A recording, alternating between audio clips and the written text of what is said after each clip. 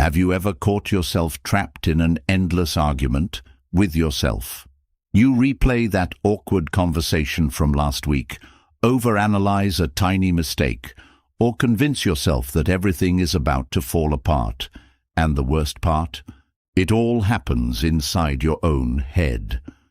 Your inner voice can be your greatest ally or your worst enemy.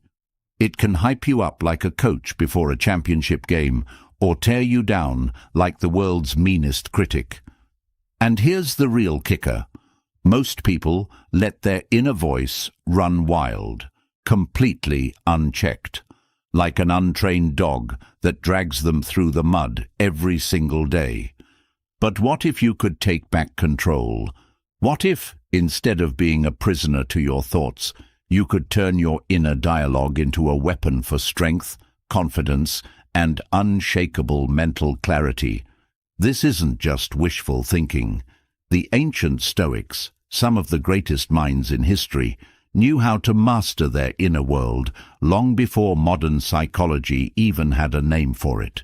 They understood something most people never realize. You don't have to believe everything you think. That little voice in your head, it's not always right. And if you don't learn to control it, it will control you. It will make you doubt yourself, second-guess your decisions, and steal your peace of mind.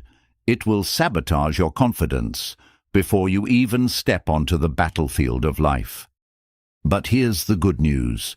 You can rewire your mind, train your inner voice, and unlock a level of mental strength that 99% of people never reach. You can recognize when your inner voice is lying to you and learn how to stop it in its tracks. You can break free from the cycle of overthinking that keeps you up at night. You can transform your self-talk from an inner critic into an unstoppable source of motivation. And you can do all of this using powerful Stoic principles combined with modern techniques that are proven to work. By the time you're done with this video, you won't just understand how to silence negativity. You'll know how to use your mind as a fortress of strength, resilience, and clarity. Once you learn to master your inner voice, you'll never see yourself or the world the same way again. Before we dive into how to control your inner voice, you need to understand what it really is and why it has so much power over you. Most people go through life without ever questioning that voice in their head. It tells them who they are, what they can and can't do, and how they should feel about themselves and the world. And they listen. They accept every thought as truth, every fear as reality, and every criticism as a final verdict. But here's something most people never realize. That voice isn't you. It might sound like you, it might feel like the real you, but it is not. It is a collection of thoughts, emotions, past experiences, fears, and beliefs that have been shaped by your upbringing, society, and the people around you. It is influenced by everything you've ever been told, every failure you've experienced, and every insecurity you've absorbed. That voice is not always speaking truth. It is often just repeating what it has been trained to say. If you don't recognize this, you will live your entire life at its mercy, believing every self-doubt, every anxious thought, and every moment of fear as if they are facts. This internal dialogue is one of the most powerful forces in your life. It can either shape you into someone strong, confident, and resilient, or it can keep you trapped in cycles of hesitation, insecurity, and emotional instability. It affects everything: your emotions, your confidence, your decisions, and ultimately the life you create. Every success, every failure, every missed opportunity is, in some way, linked to how you speak to yourself internally. The problem is, most people never take the time to question where this voice comes from, whether it's serving them, or how they can take control of it. When you understand how your inner voice works, you gain something that few people ever will, the ability to separate yourself from it. And once you do that, you gain control over something that controls almost everyone else. This is the first step to mental strength, the ability to stand outside of your own thoughts, to see them objectively, and to decide what you will and won't accept as truth. Your inner voice is not just random noise. It has a purpose, and that purpose has been shaped over time by evolution, by psychology, and by personal experience. It exists because at some point it helped you survive. Your ancestors who constantly thought about potential dangers, who worried about whether they had enough resources, who second-guessed their decisions, those were the ones who avoided threats and stayed alive. This internal dialogue was meant to keep you alert, cautious, and aware of potential risks. But what was once a survival mechanism can now become a prison. The same thought process that kept early humans safe from wild animals now keeps modern humans stuck in cycles of stress, anxiety, and self-doubt. The mind is wired to focus more on danger than on success, more on what could go wrong than on what could go right. This is called negativity bias, and it's one of the main reasons people struggle with their inner voice. It's easier for the brain to replay failures than successes, to predict disasters rather than visualize triumphs. Your mind believes it's keeping you safe by constantly pointing out your weaknesses, reminding you of past mistakes, and warning you against anything uncertain. But instead of protecting you, it is often keeping you small. This is why many people feel stuck in life. Their thoughts hold them back before they even take action. The fear of embarrassment stops them from speaking up. The memory of a past failure prevents them from trying again. The doubt in their own ability keeps them from stepping into new opportunities. The mind is powerful, but it doesn't always work in your favor. If you do not take control of it, it will control you. The inner voice is not just about self-talk. It is the filter through which you experience life. Two people can face the same challenge, but their internal dialogue will determine how they respond. One person might say, "I've failed before, so I'll probably fail again," while the other says, "I've failed before, but I learned, so now I can do better." The event is the same. The experience is the same. The only difference is the conversation happening inside their head. One leads to hesitation, the other to resilience. This internal dialogue does not just influence emotions, it shapes confidence. The way you speak to yourself determines whether you build belief in yourself or destroy it. Confidence is not something people are born with. It's built, one thought at a time. Every time you tell yourself you are capable, that you can handle difficulty, that you are strong, you are reinforcing an identity of resilience. Every time you tell yourself you're not good enough, that you always mess up, that you never succeed, you're reinforcing an identity of failure. Over time, these thoughts turn into patterns, and those patterns turn into self-perception. Your self-image is not based on reality. It is based on repetition. If you tell yourself the same thing over and over, it will become your truth. A person who constantly repeats that they are bad at speaking in public will believe it, even if they have never actually tried. A person who constantly tells themselves they are socially awkward will act that way, even if no one else sees them that way. The more you say something to yourself, the more your brain will accept it as reality. This is why your inner voice is the foundation of all decision-making. The choices you make are a direct reflection of what you believe about yourself. If you think you are capable, you will take action. If you think you are unworthy, you will hesitate. The difference between people who take bold action and those who stay stuck in the same patterns is not intelligence, talent, or opportunity. It is the voice they listen to. The good news is that your inner voice is not fixed. It is not a permanent script that you are forced to follow for life. It can be changed. The way you speak to yourself can be reprogrammed, and the moment you realize this, you step into power that most people will never access. You have the ability to challenge your own thoughts, to question the narratives that hold you back, and to rewrite the way you communicate with yourself. You are not at the mercy of your emotions or your past experiences. You're not stuck with the same negative patterns forever. You can learn to recognize when your inner voice is working against you, and you can change it. This is the foundation of mental strength.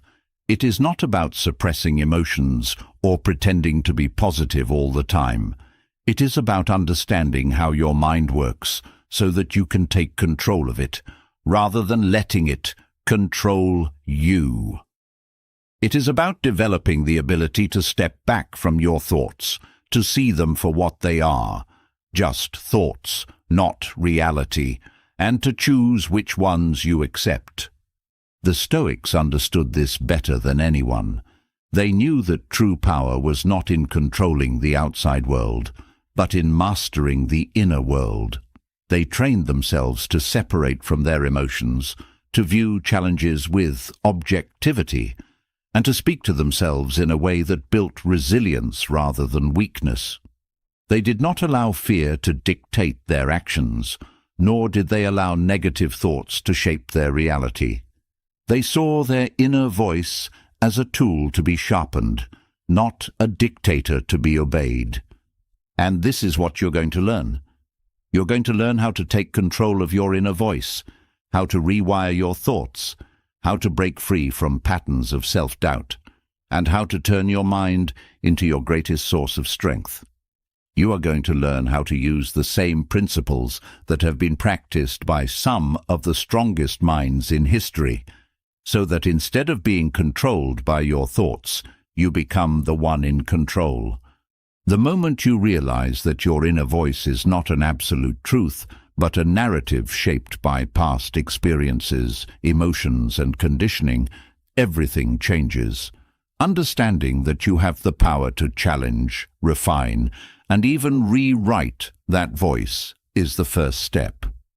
But knowing that your thoughts are not always facts is not enough. You also need to recognize when your inner voice is helping you and when it is harming you. Not all internal dialogue is bad. In fact, self-talk can be one of the most powerful tools for resilience, confidence, and clarity.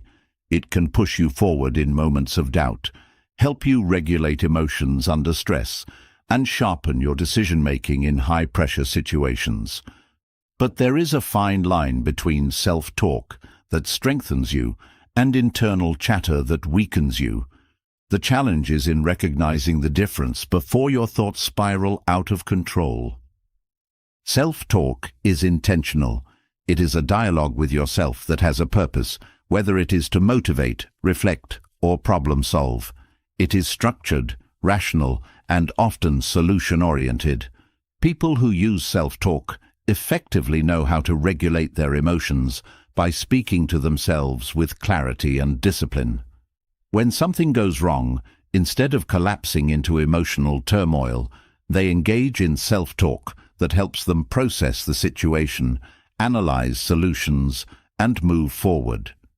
Chatter, on the other hand, is chaotic. It is the endless loop of thoughts that do not lead to resolution, but instead amplify stress, doubt, and hesitation. It is when the mind replays a mistake over and over, dissecting every detail as if that will change the past. It is when thoughts jump from one worry to another with no end, creating unnecessary mental noise. Chatter is what keeps people awake at night, consumed by hypothetical scenarios and worst-case outcomes. Unlike self-talk, which has direction and intention, Chatter is an uncontrolled storm of thoughts that offer no clarity, only confusion. The difference between the two is not just about content, but about control. Self-talk is a conversation you lead, while chatter is a conversation that controls you. One helps you process emotions, the other intensifies them. One creates solutions, the other creates problems that do not even exist. When people fail to recognize this difference, they become trapped in their own thoughts, mistaking over-analysis for reflection and rumination for problem-solving. Chatter often disguises itself as productive thinking, but it is nothing more than mental noise that drains energy. A person may believe that replaying a conversation repeatedly will help them gain insight, but in reality, it only deepens frustration. They may think that worrying excessively about the future will prepare them, but in truth, it only paralyzes action. The more one indulges in chatter, the more overwhelming life feels. Thoughts become tangled, making even simple decisions exhausting. One of the greatest dangers of chatter is that it creates emotional amplification. When negative thoughts are left unchecked, they intensify emotions. A single moment of embarrassment can turn into days of shame. A small setback can feel like a complete failure. A minor conflict can be exaggerated into a catastrophe. The more the mind fixates on a thought, the stronger the emotional response becomes. What starts as a simple concern escalates into anxiety, frustration, or even hopelessness. Self-talk, in contrast, is about regulation. It does not suppress emotions, but allows them to be processed in a way that maintains perspective. When something negative happens, self-talk acknowledges it, but does not let it spiral into unnecessary suffering. Instead of fueling emotional reactions, it works to calm them. Rather than letting fear dictate actions, it challenges fear with rational thought. When emotions start to cloud judgment, self-talk steps in as an internal guide, bringing clarity back into focus.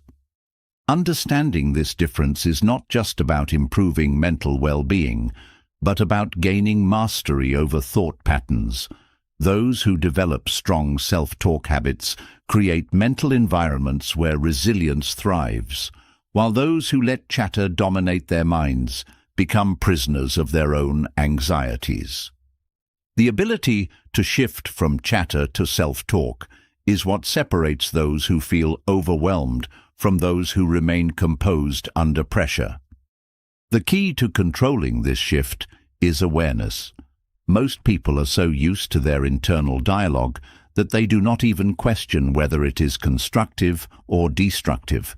They assume that thinking is always helpful, without realizing that not all thoughts serve a purpose. By developing the ability to observe thoughts rather than automatically engaging with them, it becomes easier to recognize when the mind is spiraling into unproductive chatter. A crucial distinction between the two is the way they handle uncertainty. Self-talk is grounded in the present, addressing problems with a practical mindset. Chatter, however, thrives on speculation. It constantly asks, "What if?" in ways that do not lead to solutions, but rather to endless anxiety. When the mind becomes consumed with scenarios that have not even happened, stress is created out of thin air. The future becomes a source of fear rather than possibility. Another defining characteristic of chatter is its tendency to repeat. Unlike self-talk, which moves forward, chatter loops in circles. The same thoughts replay endlessly, never arriving at new conclusions. This is why chatter is so exhausting. It drains mental energy without providing any resolution. Self-talk, on the other hand, has momentum. It processes emotions and moves toward action rather than keeping the mind stuck in over-analysis. One of the most effective ways to shift from chatter to self-talk is through externalization. Thoughts become overwhelming when they stay locked inside the mind, but putting them into words, whether through speaking or writing, helps create distance. A problem that seems impossible to solve mentally often becomes clearer when articulated. This is why structured reflection, whether through journaling or intentional conversation, is a powerful tool for mental clarity. When thoughts remain unspoken, they multiply without order, but when they are expressed, they can be examined with logic rather than emotion. Another powerful method is reframing. Chatter often distorts reality by focusing only on negative aspects, while self-talk works to reframe situations in ways that restore balance. A rejection can be seen as a personal failure, or it can be reframed as an opportunity for growth. A difficult challenge can be seen as overwhelming, or it can be reframed as a chance to build resilience.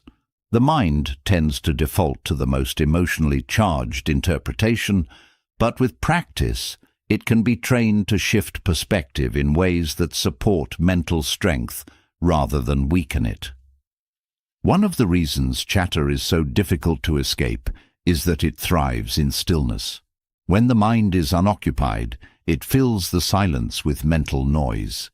This is why overthinking is most common during idle moments, late at night, during long commutes, or in moments of solitude. One of the simplest yet most effective strategies to counteract this is movement. Physical activity interrupts looping thoughts by engaging the body and shifting focus.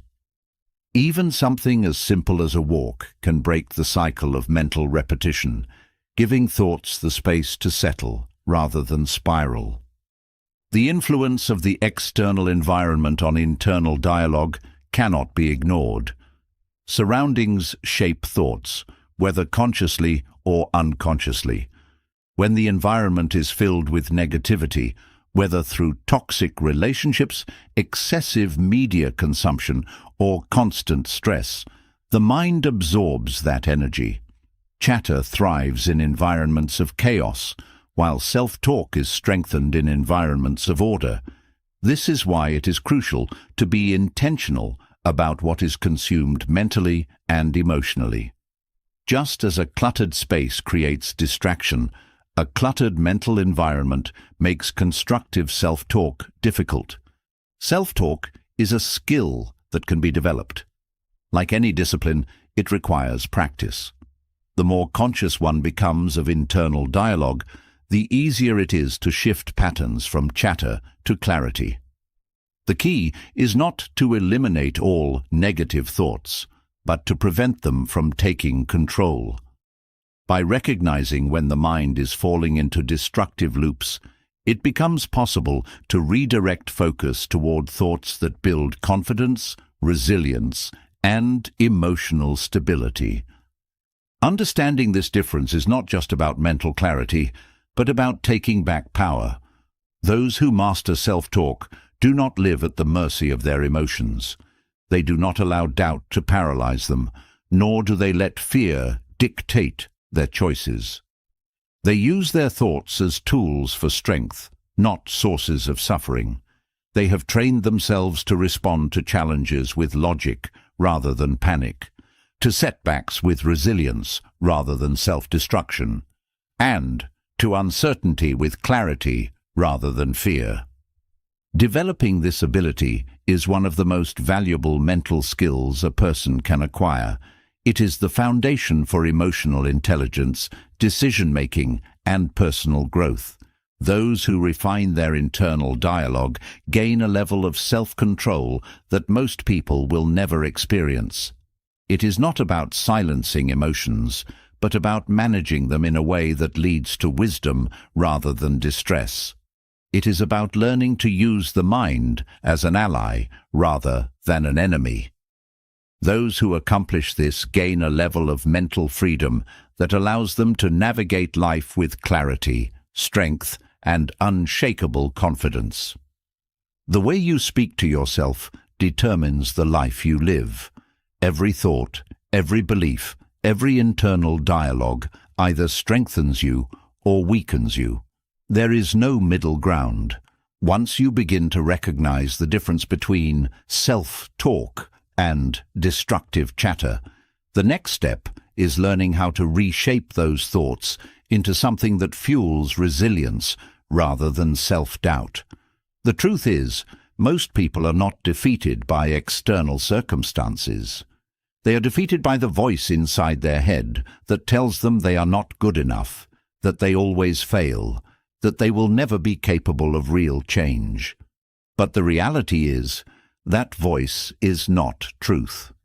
It is a habit. And like any habit, it can be broken and rebuilt into something stronger.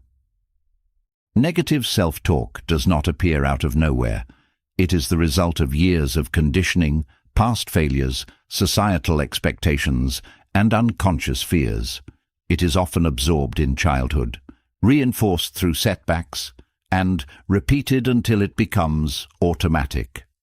The mind, left unchecked, will always default to self-preservation, which means avoiding risks, focusing on mistakes, and fixating on everything that could go wrong.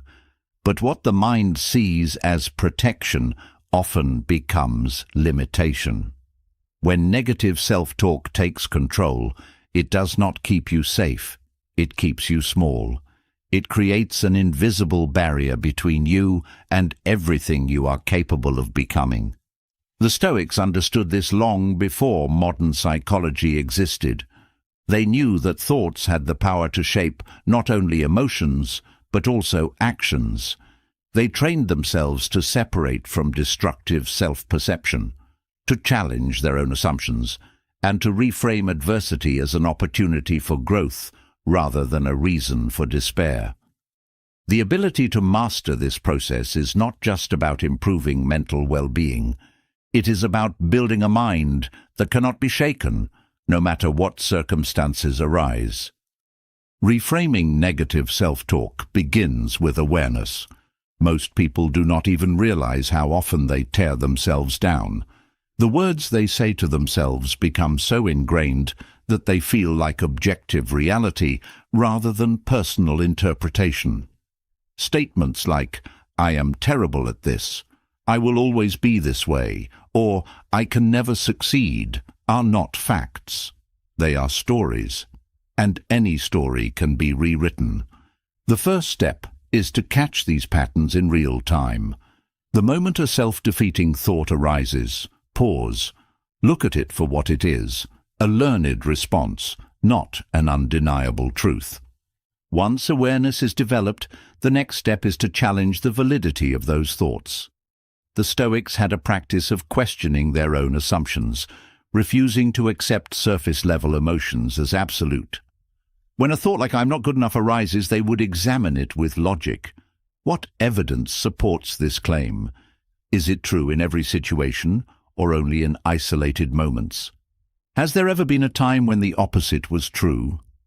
By forcing the mind to confront its own narratives, the emotional weight behind them begins to dissolve. A belief that goes unchallenged will always feel real. A belief that is questioned loses its power. Another essential part of reframing is shifting perspective. The way an event is interpreted determines its impact. A failure can be seen as a reflection of incompetence or as a lesson in resilience. A rejection can be seen as proof of worthlessness or as redirection towards something better. The event itself does not change, only the perception of it does. The Stoics mastered the ability to detach from immediate emotions and see the bigger picture. They understood that no single setback defines a person, no moment of weakness determines lifelong potential, and no temporary struggle has the power to break someone unless they allow it to. Language plays a crucial role in reframing self-talk. The words used internally shape identity and perception. A simple shift in phrasing can alter the entire emotional weight of a situation. Instead of saying "I failed," Shifting to "I am learning" changes the narrative from defeat to progress. Instead of "I am not good at this," replacing it with "I am improving every time I try," creates a mindset of growth rather than limitation. Words have power, and the way they are used internally will determine whether the mind becomes an ally or an enemy. The Stoics also emphasized emotional detachment from thoughts. They understood that not every internal reaction deserves attention. When negative self-talk arises, the goal is not to suppress it, but to step back from it. Observing a thought without attaching to it removes its influence. Instead of engaging with self-criticism, it can simply be acknowledged as noise. The mind generates countless thoughts every day. Most of them are meaningless. Learning to see them as passing clouds rather than absolute truths gives freedom from their control. Another effective technique in reframing negative self-talk is reinterpreting discomfort. The mind instinctively resists anything that feels difficult, associating discomfort with failure or inadequacy. But the Stoics saw difficulty as a sign of growth. Instead of viewing challenges as evidence of inability, they saw them as training. Struggle was not a reason to doubt oneself, but proof that progress was happening. Reframing negative thoughts about difficulty into thoughts of preparation builds resilience. Instead of "this is too hard for me," the mindset shifts to "this is making me stronger." Instead of "I am struggling," it becomes "I am developing." Building mental strength also requires changing the internal tone of self-talk. The way the mind speaks to itself affects emotional response. Harsh, critical tones create stress and hesitation. A more composed, constructive tone creates confidence. Speaking to oneself with the same patience and encouragement that would be given to a close friend allows for growth rather than self-destruction. The Stoics practiced self-discipline in their words, both spoken and unspoken. They avoided unnecessary harshness, not out of weakness, but because they understood that negativity does not create strength. Composure does. Another strategy for reframing self-talk is focusing on present action rather than past mistakes. The mind often fixates on what went wrong, replaying past failures and using them as proof of inadequacy. But dwelling on the past does not change it. The Stoics believed in directing energy toward what can be controlled, and the only thing that can be controlled is the present moment. Instead of engaging in self-talk about what should have been done differently, the focus shifts to what can be done now. Regret and guilt lose their power when they are replaced with action. Developing mental strength through reframing is not about forced positivity. It is not about pretending everything is fine or ignoring difficulties. It is about training the mind to process events in a way that strengthens rather than weakens. It is about choosing interpretations that build resilience instead of narratives that fuel self-doubt. The ability to control thoughts is the ability to control emotions, and the ability to control emotions is the foundation of mental strength. One of the most important lessons in reframing self-talk is learning to embrace imperfection. The mind often demands unrealistic standards, punishing itself for any perceived weakness. But perfection does not exist, and the pursuit of it only leads to frustration. The Stoics accepted human limitations, not as failures, but as natural conditions. They did not engage in self-talk that demanded flawlessness. They engaged in self-talk that encouraged perseverance despite flaws. Recognizing that setbacks, mistakes, and doubts are part of growth allows for self-talk that is constructive rather than self-destructive. Reframing negative self-talk is an ongoing practice. It is not something that happens instantly, but something that is trained over time. Every moment of self-awareness, every shift in perspective, every conscious decision to change an internal narrative builds mental strength. With consistency, negative self-talk loses its grip. It no longer has the power to dictate emotions, limit actions, or define identity. The Stoics did not allow their thoughts to control them. They mastered the art of controlling their thoughts. Mastering self-talk is mastering the self. The ability to turn self-criticism into self-discipline, fear into preparation, and doubt into action is the difference between those who remain trapped in their own minds and those who rise above their circumstances. Every person has the ability to train their mind, to reshape their internal dialogue, and to build a mental state that cannot be broken. Those who commit to this process gain a level of control over their lives that most will never experience, and the ones who master it become unstoppable. Reframing negative self-talk is a powerful skill, but mastering the mind requires something even deeper, the ability to step outside of thoughts altogether. Thoughts come and go, but the problem is, most people don't see them for what they are. They get pulled into every fear, every doubt, every frustration, as if thoughts were absolute truths rather than passing mental events. The strongest minds are not those who eliminate negative thoughts, but those who know how to see them without being consumed by them. This is the essence of mental distancing. Most people are too close to their thoughts. They identify with every emotion as if it defines who they are. When anxiety arises, they say, "I am anxious," rather than, "Anxiety is present in my mind right now." When self-doubt appears, they believe it is a reflection of their capabilities rather than a temporary reaction. The inability to separate from thoughts is what creates suffering. It is not the thoughts themselves that cause distress, but the attachment to them. The more a person fuses with their thoughts, the more they are controlled by them. Mental distancing is the practice of stepping back and observing thoughts rather than engaging with them. It is the ability to recognize a thought without believing it, to acknowledge an emotion without being ruled by it. The Stoics understood this well. They knew that emotions and thoughts were natural, but they also knew that reacting to them blindly led to unnecessary pain. Instead of suppressing emotions or being overwhelmed by them, they practiced detachment. They trained themselves to see thoughts with the same neutrality as an outside observer. The key to mental distancing is understanding that thoughts are not instructions, they are merely suggestions. A thought saying, "I can't handle this," does not mean it is true.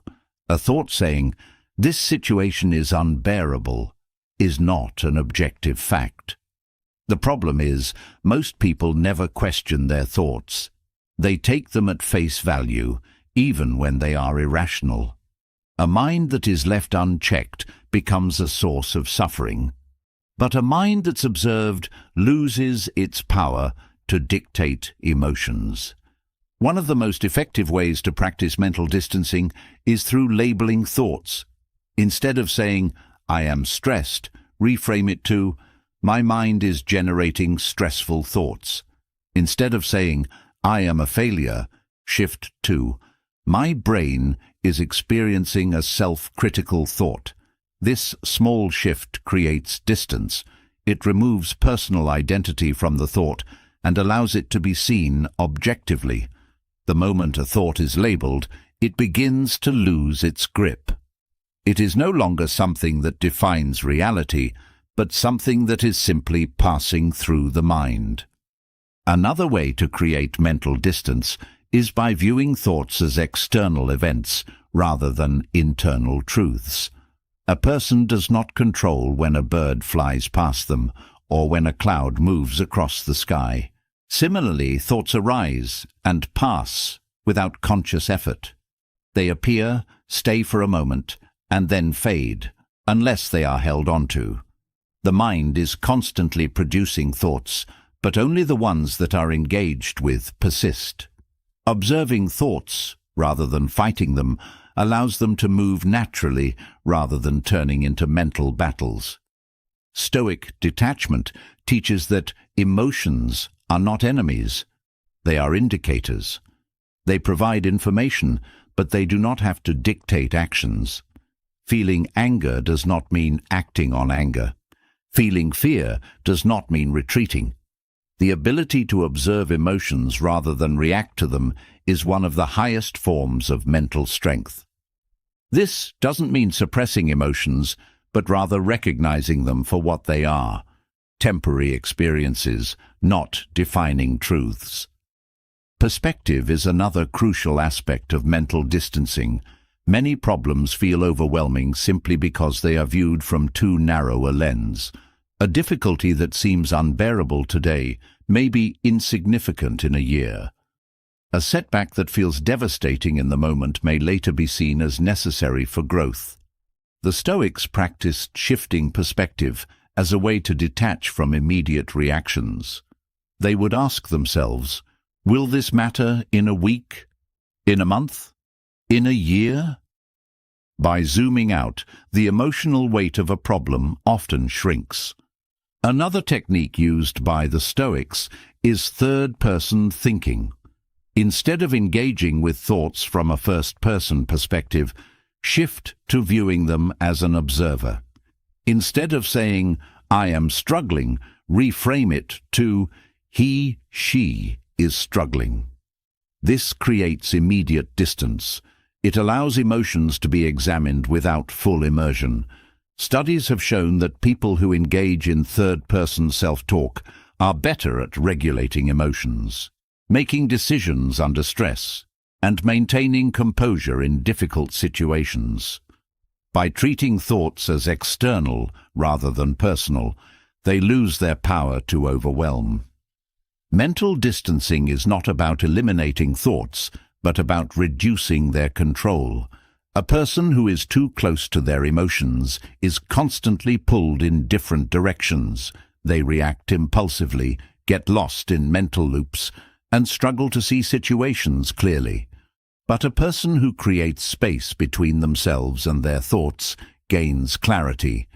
They do not suppress emotions, nor do they let emotions dictate their actions. They become deliberate rather than reactive. A common misconception is that detachment means indifference. But true mental distancing does not lead to apathy. It leads to mastery. It allows for clearer thinking, better decision-making, and a stronger ability to handle adversity. When emotions do not dictate actions, choices become more intentional. When thoughts are not mistaken for reality, perspective remains intact. The Stoics did not eliminate emotions. They trained themselves to see emotions without being controlled by them. One of the biggest challenges in mental distancing is overcoming the mind's natural tendency to fixate. The brain is wired to hold on to negative experiences more than positive ones. This is why a single criticism can overshadow 100 compliments, why one failure feels more significant than multiple successes. But just because the brain fixates does not mean it must be followed. Awareness of this tendency allows for interruption. Instead of allowing one negative thought to spiral, it can be acknowledged and released. The thought itself is not the problem, the attachment to it is. Practicing mental distancing is like training a muscle. At first, thoughts will still feel personal, emotions will still feel overpowering, but over time, the ability to observe rather than react becomes stronger. A mind that was once easily shaken becomes stable. Frustration, doubt, and fear still arise, but they no longer dictate behavior. Detachment does not mean feeling less. It means responding with greater wisdom.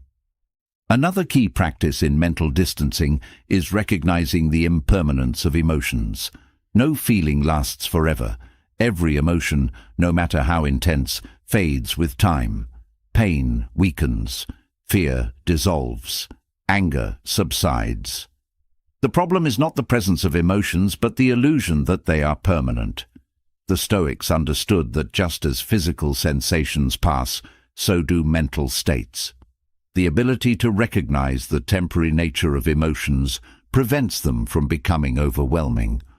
The world around a person may be chaotic, but a mind that is disciplined in detachment remains steady. External events no longer dictate internal states. Challenges are approached with clarity rather than panic. Problems are solved with reason rather than reaction. Mental distancing creates a mind that cannot be easily disturbed. It allows for emotional control without suppression, strength without rigidity, and calmness without indifference. A person who masters mental distancing does not live at the mercy of their thoughts. They do not fear their emotions. They do not allow their minds to be hijacked by temporary discomforts. They move through life with an unshakable core, able to face difficulty without being consumed by it.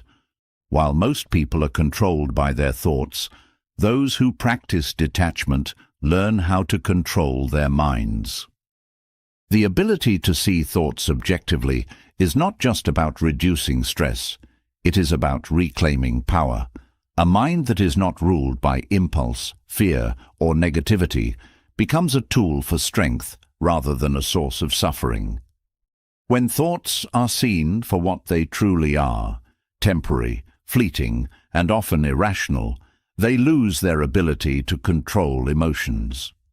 Mental distancing is not about avoiding reality. It is about seeing reality with clarity. Those who develop this skill become unstoppable because they no longer mistake passing thoughts for unchangeable truths. They think clearly, act deliberately, and move through life with a mind that belongs to them rather than one that controls them. Recognizing thoughts as separate from reality is a powerful breakthrough, but awareness alone is not enough. Distance creates clarity, but direction determines progress. A mind that observes without acting remains stuck, while a mind that learns to harness its inner voice turns thought into fuel. Most people allow their internal dialogue to drain them, to erode confidence, to fill every moment of uncertainty with hesitation. But there is another way. The same voice that creates doubt can be trained to build resilience. The same thoughts that once paralyzed can become the force that moves everything forward. The inner voice is a tool. It can be sharpened, refined, and directed with purpose. The problem is that most people have never taken control of it. They have allowed years of unchecked self-talk to dictate their emotions, their actions, and their limits. They repeat patterns that were never chosen, narratives that were inherited, beliefs that were shaped by fear rather than truth. The way they speak to themselves is often the way they were spoken to as children, the way they were treated in moments of failure, the way they learned to respond to rejection and disappointment. But none of this is permanent. What was programmed can be reprogrammed. Harnessing the inner voice for motivation requires breaking old mental habits. The first step is shifting from passive listening to active engagement. Most people let their thoughts run without question, absorbing negativity as if it is fact. A mind that is allowed to wander without direction will always drift toward the easiest path, and the easiest path is almost always doubt, fear, and hesitation. The brain is wired to detect threats, to anticipate failure, to avoid risk.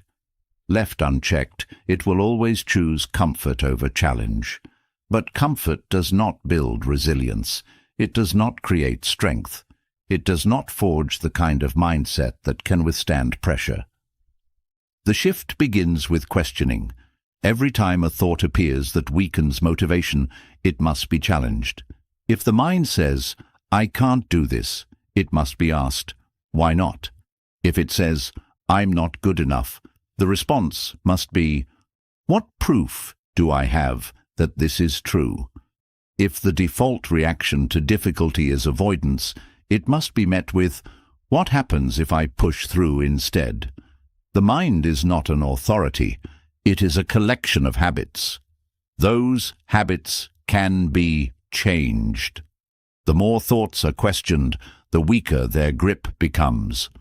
Training the inner voice for motivation also requires reframing failure.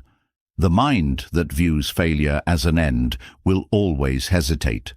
The mind that sees failure as a step forward will always move. This is the difference between those who give up and those who persist. The strongest minds do not see setbacks as reasons to stop. They see them as training. Every difficulty is feedback. Every struggle is an opportunity to develop greater resilience. When the inner voice reinforces this perspective, motivation becomes automatic. The question is no longer, "Will I succeed?"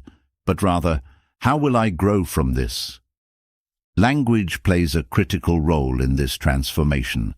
Words shape perception, and perception dictates action. The way the mind speaks to itself determines the emotional response that follows. If self-talk is filled with hesitation, action will always be delayed. If it is filled with confidence, action will come naturally. The shift from passive to active language is essential. Instead of, "I hope I can do this," it must become, "I will do this." Instead of "I'll try," it must be, "I am committed." Instead of "I wish I was stronger," it must be, "I am becoming stronger." These shifts may seem small, but over time they reshape the way the mind approaches challenge. Momentum is another key factor.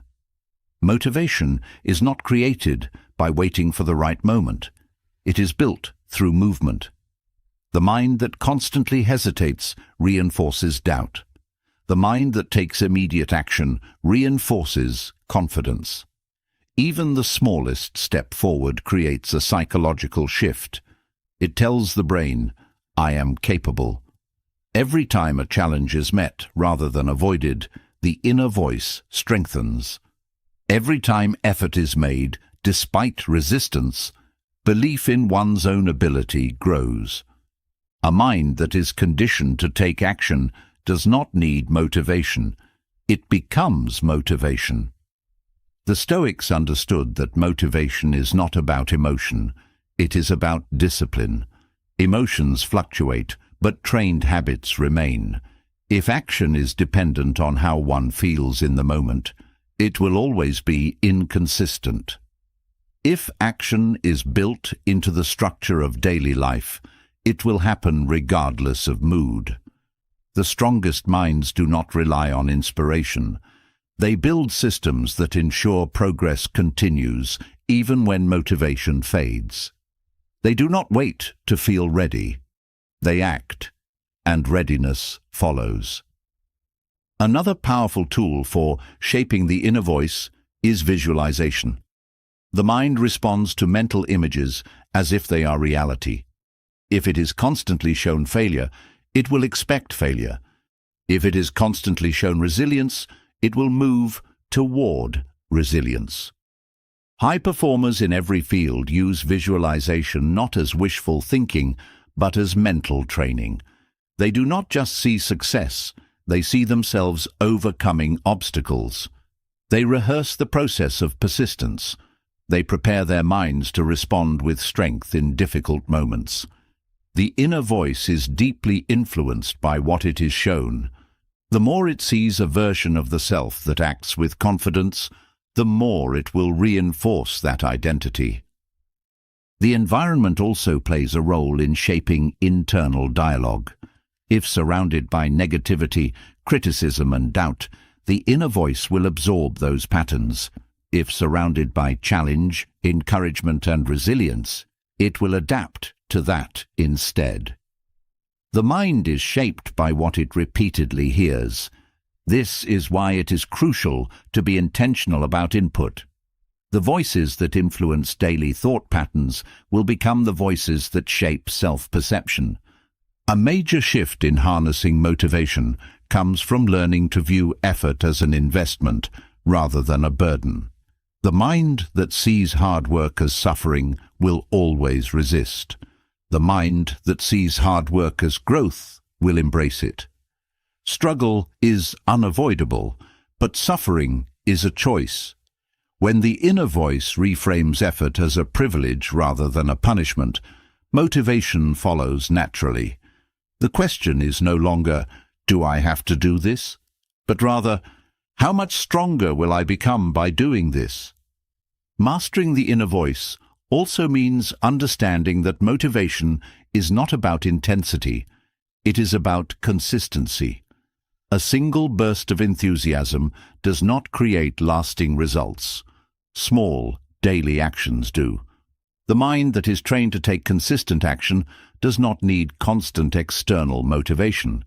It becomes self-sustaining. This is why routines are powerful. They remove the need for decision-making and turn action into habit. When the inner voice is aligned with a structured system, momentum is never lost. The final layer of strengthening motivation is learning to detach from outcomes. When effort is only seen as valuable if it leads to a perfect result, motivation will always be fragile. If results are the only measure of success, every setback will feel like a failure. But when the focus shifts to the process rather than the outcome, motivation remains stable. The Stoics did not measure success by external achievements. They measured it by internal growth. They did not ask, "Did I win?" but rather, "Did I do everything within my control to improve?" When the inner voice aligns with this perspective, motivation is no longer dependent on temporary results. It becomes rooted in something unshakable. Reshaping the inner voice from self-doubt to motivation is not about pretending challenges do not exist. It is about training the mind to respond with resilience rather than hesitation. It is about replacing avoidance with action, fear with confidence, and doubt with discipline. The strongest people are not those who never feel uncertainty. They are those who have trained their inner voice to push through it. They have built a mental foundation that does not collapse under pressure, but strengthens because of it. Once the inner voice becomes a source of motivation rather than doubt, everything changes. Difficulties no longer feel like barriers. They feel like steps forward. Challenges no longer feel like threats. They feel like training. Every thought becomes an opportunity to reinforce strength rather than weakness. The mind, once an obstacle, becomes the greatest asset. And the person who masters this transformation no longer waits for motivation. They create it. Building an inner voice that fuels resilience rather than self-doubt is a critical step in mastering the mind. But the challenge does not end there. Thoughts are not the only forces that influence emotions. The way emotions are handled, processed, and expressed determines whether they become fuel for strength or sources of weakness. The mind is shaped not only by what it thinks, but also by how it reacts. Some people believe that venting frustration, anger, or sadness is a healthy release, a way to clear the mind and regain control. But the truth is, venting often does more harm than good. It reinforces the very emotions people seek to escape, making them feel stronger rather than weaker.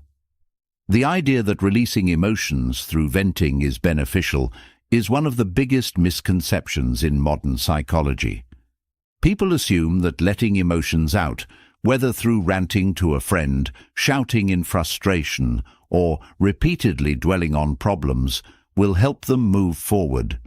But what actually happens is the opposite. The more an emotion is expressed outwardly, the more it is validated internally.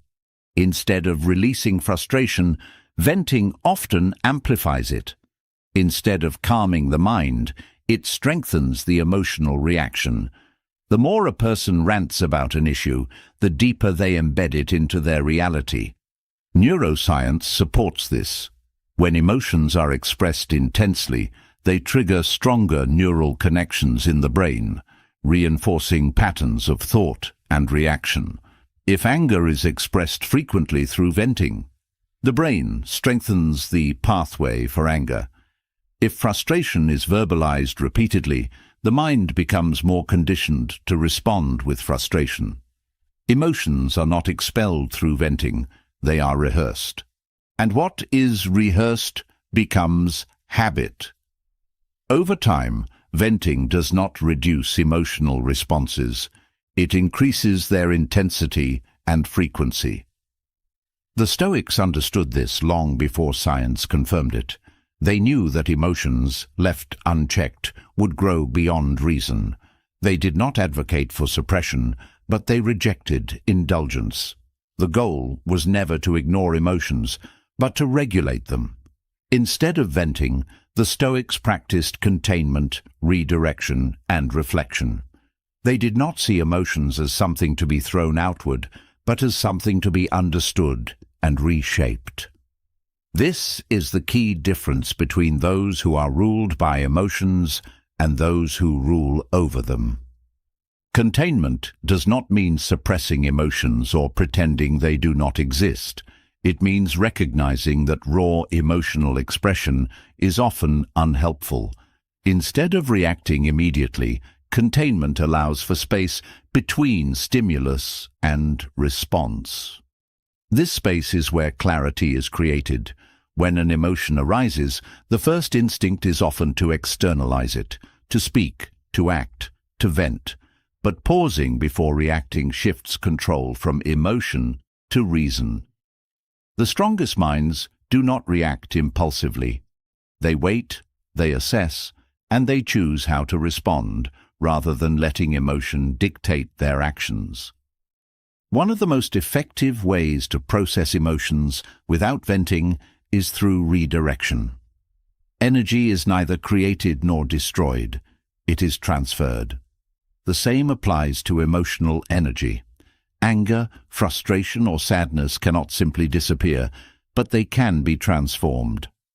The Stoics understood that directing emotions into productive actions was far more effective than expressing them aimlessly. A mind that is trained in redirection does not waste emotional energy in complaints or outbursts. It channels that energy into movement, discipline, and progress. Redirection can take many forms. For some, physical activity absorbs and diffuses emotional energy. The body and mind are deeply connected, and movement has the power to interrupt emotional spirals. This is why physical exertion is often one of the most effective tools for regulating emotions. For others, redirection may involve creative outlets, writing, music, or problem-solving. The goal is not to suppress emotions, but to use them constructively rather than destructively. Another powerful alternative to venting is reflection. The Stoics practiced self-examination daily, not to dwell on emotions, but to understand them. Journaling, structured thinking, and asking the right questions help process emotions in a way that leads to clarity rather than emotional escalation. Instead of venting frustration, writing about it forces the mind to organize thoughts logically. Instead of repeatedly expressing anger, reflecting on its source allows for understanding and resolution. Emotion, when examined with reason, loses its power to control. Perspective shifts also play a crucial role in emotional regulation. Most emotional reactions are exaggerated by the way a situation is perceived. When something feels overwhelming, it is often because it is being viewed through a narrow lens. The Stoics practiced seeing the bigger picture. stepping outside of immediate reactions to evaluate whether emotions were truly justified. They asked themselves whether a situation would matter in the long run, whether it was within their control, and whether reacting emotionally would change anything. These questions created detachment, allowing emotions to be seen objectively rather than felt irrationally. One of the reasons venting feels necessary is the belief that emotions must be expressed fully to be processed. But this is not true. Emotion does not need to be indulged to be understood. It needs to be observed. A mind that constantly expresses every feeling loses control over itself. A mind that learns to observe and process emotions without attachment gains mastery. There is power in restraint, not in suppression, but in controlled release. Restraint does not mean ignoring emotions. It means directing them wisely. The way emotions are framed also affects their intensity. Language shapes thought, and thought shapes emotional response. Saying, "I am furious," reinforces the identity of anger. Saying, "I feel anger," creates space between the self and the emotion. Instead of identifying with the feeling, it becomes something separate, something that can be observed and managed. The Stoics understood this linguistic power and used it to their advantage. They did not say, "I am suffering." They said, "There is discomfort." They did not say, "I am broken." They said, "This is a moment of challenge."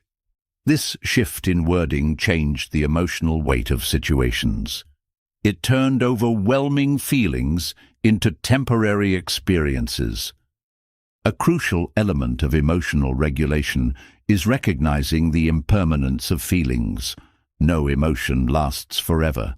Anger fades, sadness softens, frustration dissolves. The problem is that most people act on emotions as if they are permanent, making decisions that have lasting consequences based on temporary feelings.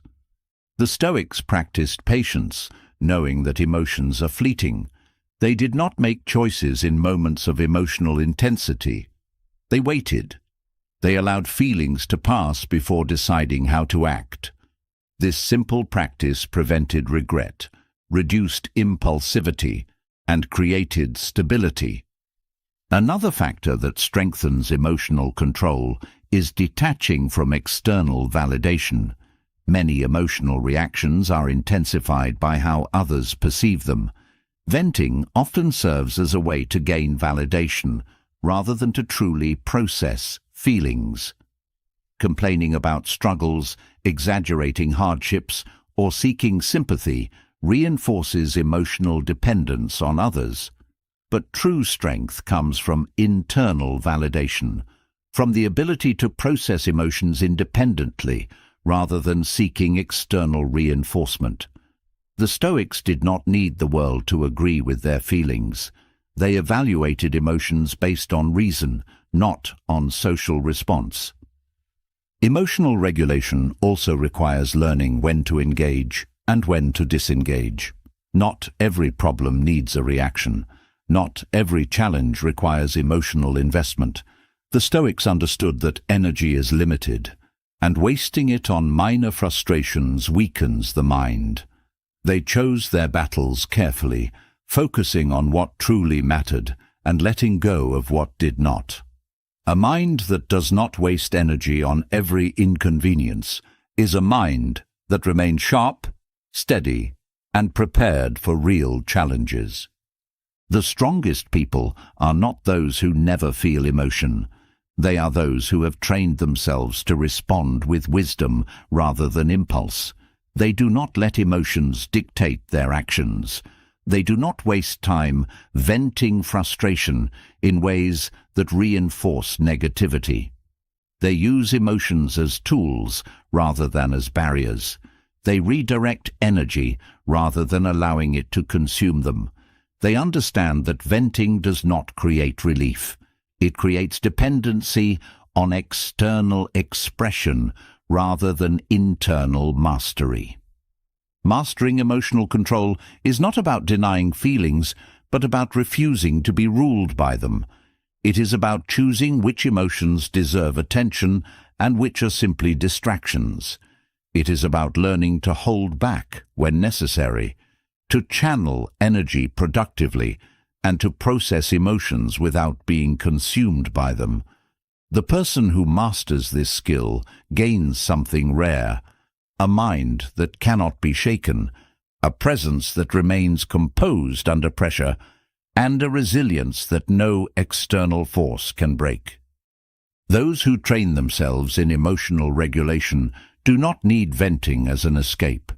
They do not depend on emotional release to find balance. They build balance from within. They develop the ability to process emotions in ways that strengthen them rather than weaken them. They move through life with clarity, composure, and control, unaffected by the emotional storms that shake others. This is not suppression. This is mastery. And the person who achieves it stands apart from the rest, not because they feel less, but because they control more. Mastering emotional regulation removes the need for venting, but true control over emotions requires something even deeper: the ability to shift perspective at will. Every reaction, every moment of distress, every feeling of overwhelm comes from one thing: perspective. The way an event is framed determines whether it is seen as a disaster or a challenge, a failure or a lesson, an obstacle or an opportunity. But most people remain trapped in a single perspective. They see their problems only from the narrow lens of the present moment, consumed by immediate emotions. They forget that perspective is fluid, that time itself provides clarity, and that shifting between past, present and future thinking is one of the most powerful ways to regulate emotions and strengthen the mind. People who are emotionally reactive see life only through the present. They feel frustration and assume it will last forever. They face a setback and believe it defines them. They encounter difficulty and only see what is directly in front of them, blind to what came before and what will come after. This is why emotions feel overwhelming, because they are viewed as permanent rather than temporary. But those who learn to mentally step out of the present and shift their perspective between past experiences, present awareness, and future possibilities gain control over their thoughts, emotions, and actions. They do not get stuck in momentary hardships because they understand that nothing is fixed. The ability to mentally time travel is one of the most overlooked tools for emotional control. It allows problems to be seen with clarity rather than panic. It prevents emotional overreaction by placing events in their proper context. It creates detachment from immediate discomfort and reinforces long-term thinking. The Stoics practiced this constantly, training their minds to step outside of short-term emotions and evaluate problems from a broader perspective. They knew that what feels unbearable in the moment often becomes insignificant with time. Shifting to past thinking provides a reminder of resilience. Every difficulty that has been overcome proves that challenges are temporary. Reflecting on past hardships that once felt impossible but were eventually resolved creates a powerful mental shift. Instead of feeling consumed by current problems, the mind remembers that it has survived worse. Every moment of past struggle that was endured is proof that the present moment can also be handled. The more the mind recalls past victories over adversity, the more confident it becomes in handling the present. Looking to the past also reveals patterns. Many current struggles are not new, but repeats of previous experiences. The mind tends to react to challenges in familiar ways, repeating the same emotional responses. Recognizing these patterns helps break them. If the same frustration arises in similar situations, it is a sign that the approach needs to change. If the same fears surface repeatedly, they need to be addressed rather than obeyed. The past holds lessons, and those who ignore them are doomed to repeat unnecessary suffering. While the past offers lessons and reassurance, shifting to future thinking provides motivation and clarity. Many problems feel significant only because they are viewed in isolation, but placing them in the context of long-term goals changes their weight. Asking whether today's difficulty will matter in 5 years reduces emotional intensity. A rejection, a failure, a setback, none of these define the future unless they are allowed to. Seeing beyond the present prevents the mind from exaggerating short-term struggles. Future thinking also creates perspective on effort. When difficulty is framed only in terms of the present, it feels like suffering. But when framed in terms of the future, it becomes investment. Struggles in the moment are often necessary steps towards something greater. Every setback, every challenge, every uncomfortable situation builds resilience, experience, and strength. Seeing problems through the lens of future growth shifts emotions from frustration to acceptance. The question is no longer, "Why is this happening to me?" but rather, "How will this prepare me for what's next?" Mental time travel also prevents impulsive decisions. When emotions are high, the temptation to react immediately is strong, but shifting to a future perspective forces the mind to consider long-term consequences. The Stoics practice this by constantly asking how they would feel about their actions in the future. Would giving in to frustration serve them in the long run? Would reacting emotionally create regret? Would avoiding a challenge lead to growth or stagnation? These questions created space between emotion and action, preventing decisions based on temporary feelings. One of the greatest benefits of shifting perspective between timeframes is the ability to detach from problems. Seeing the bigger picture weakens the grip of immediate emotions. When the mind becomes stuck in a loop of stress, stepping back into past or future thinking breaks the cycle. It forces the brain to consider different angles, disrupting repetitive patterns of worry or frustration. Instead of being consumed by the moment, the mind regains control over how the situation is interpreted. This ability also builds patience. When challenges are viewed only from the perspective of the present, they feel endless. But remembering the impermanence of all things changes that perception. Just as past struggles eventually faded, current struggles will too. Just as time softened old pain, it will soften new pain. Nothing remains the same forever, and understanding this makes it easier to endure difficult moments. The Stoics embrace this truth, seeing every challenge as a passing event rather than a permanent condition. Another powerful way to use mental time travel is by envisioning the worst-case scenario.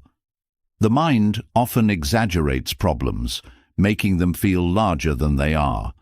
But when forced to consider the absolute worst possible outcome, clarity returns. In many cases, even the worst-case scenario is not as catastrophic as emotions suggest. The Stoics practiced this by mentally preparing for hardships before they happened, training themselves to remain steady regardless of circumstances. They understood that most fears lose power when confronted directly. Shifting between past, present, and future also enhances decision-making. Many choices feel difficult because they are viewed from a limited perspective. When faced with uncertainty, reflecting on past wisdom, considering future consequences, and grounding oneself in the present moment provides a balanced approach. The mind is less likely to be swayed by emotion and more likely to make decisions based on reason.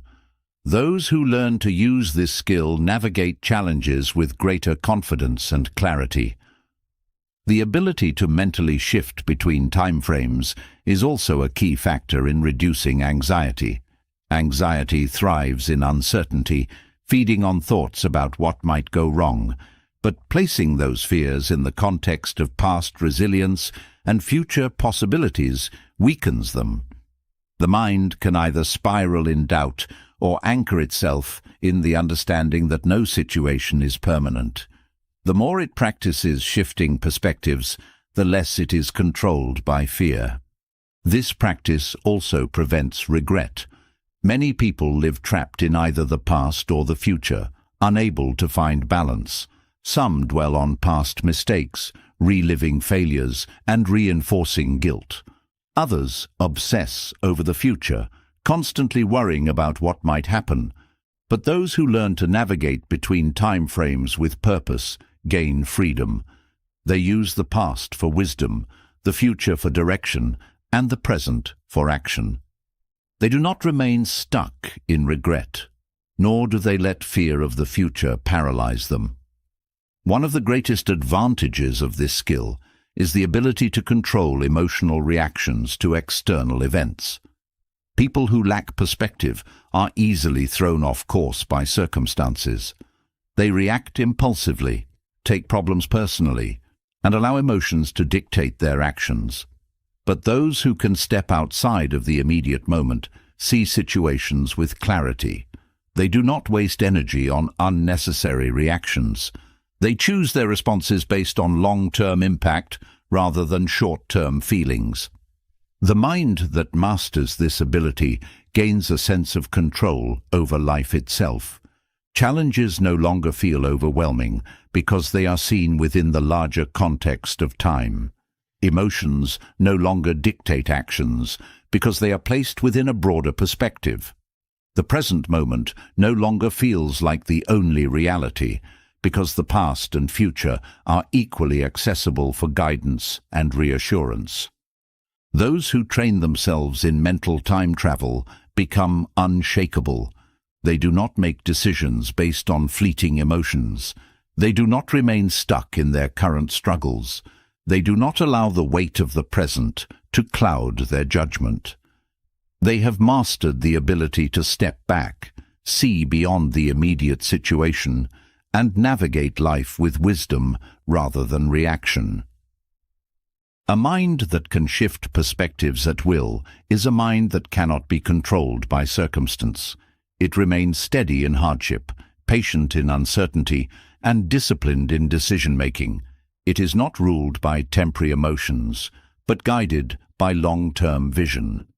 This is the kind of mind that moves through life with clarity, confidence, and strength. It is the kind of mind that cannot be broken.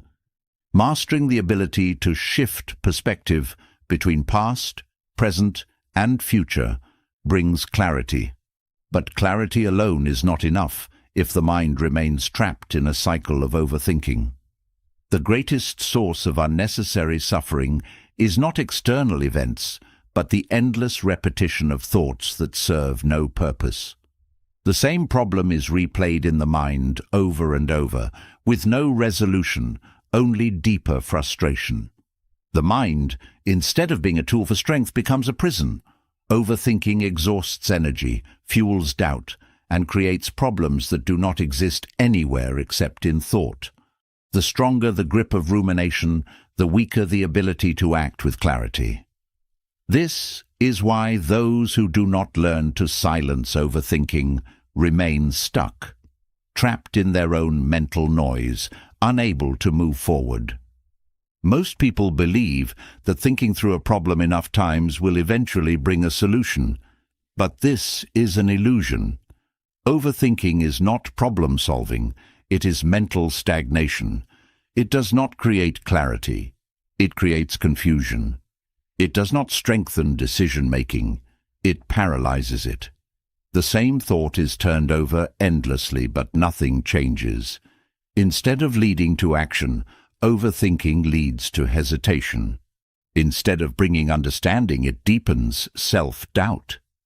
A mind that does not know how to stop overanalyzing is a mind that wastes its own potential. The Stoics understood that overthinking was one of the greatest threats to peace of mind. They trained themselves to control thought rather than being controlled by it. They knew that thinking is only useful when it leads to clarity, action, or acceptance. Anything beyond that is wasted energy. The more a thought is repeated without resolution, the more power it gains. This is why intrusive thoughts feel overwhelming, because they are given attention they do not deserve. The key to breaking free from overthinking is learning to recognize which thoughts are useful and which are merely noise. The first step in silencing overthinking is identifying when it is happening. Most people do not realize when they are trapped in mental loops. They believe they are simply being thorough, that they are preparing, analyzing, or gaining insight. But the test is simple. If a thought has been repeated more than twice without leading to action or acceptance, it is no longer productive. If it has created more stress than clarity, it is not serving a purpose. The moment a thought becomes a cycle rather than a step forward, it must be disrupted. Breaking the cycle of overthinking begins with interrupting the pattern. The brain operates in loops. Thoughts reinforce emotions, and emotions reinforce thoughts. This is why a single moment of doubt can turn into hours of mental exhaustion. The longer a thought is entertained, the more difficult it becomes to escape. The Stoics used immediate disruption to break these cycles. They would force themselves to shift focus, to engage in physical movement, or to introduce new mental input. The goal was simple: do not allow the same thought to repeat unchecked. One of the most effective ways to disrupt overthinking is through decisive action. The mind overthinks when it hesitates. When a choice is postponed, the brain fills the gap with endless analysis.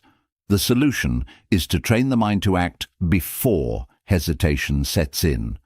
Small, immediate decisions weaken the grip of indecision. The faster an action is taken, the less opportunity the mind has to spiral into unnecessary thought. A person who consistently chooses action over hesitation does not become trapped in rumination. They develop a habit of movement rather than paralysis. Another powerful technique for stopping overthinking is externalization. Thoughts gain power when they remain internal. When left in the mind, they multiply without structure, becoming overwhelming. But when a thought is written down, spoken aloud, or reframed in a structured way, it loses intensity. The Stoics practiced journaling not to dwell on thoughts, but to free themselves from them. A problem that seems impossible in the mind often becomes clear when it is put into words. Externalizing thoughts forces the brain to organize them rather than repeat them. The mind overthinks when it fears uncertainty. It tries to predict every outcome, control every possibility, and prepare for every scenario. But the more it tries to control, the more anxious it becomes. The Stoics rejected this need for certainty. They embraced the unknown, training themselves to accept that not everything could be planned, predicted, or prevented. They knew that the only true control was over their own response, not external events. A mind that learns to let go of the need for certainty is a mind that no longer fuels overthinking. One of the most effective Stoic practices for silencing overthinking is reframing problems in terms of control. Every situation can be divided into two categories: what is within control and what is not. Overthinking often focuses on the uncontrollable: what others think, what might happen, what has already occurred. But none of these can be changed through thought alone. The moment the mind shifts focus from external worries to internal control, overthinking loses its power. The question is no longer, what if, but what can I do now? Another way to escape overthinking is to introduce constraint. The mind overthinks when it believes it has unlimited time to analyze. The more time given to a problem, the longer it will consume mental space. The Stoics understood that clear thinking required structure. They would limit the amount of time given to certain thoughts, setting a boundary for when reflection must end and action must begin. A decision made within a time constraint is often just as effective as one made after hours of unnecessary analysis. Physical movement is also a powerful way to disrupt overthinking. The mind and body are deeply connected, and physical activity shifts focus away from mental loops. The Stoics valued movement as a way to clear the mind, whether through walking, training, or engaging in simple physical tasks. The brain finds it difficult to remain stuck in repetitive thought when the body is actively engaged. This is why many people find clarity during exercise or movement. The mind is forced to break out of its cycle and return to the present. Another critical shift in stopping overthinking is learning to tolerate discomfort. Many people overthink because they try to escape negative emotions.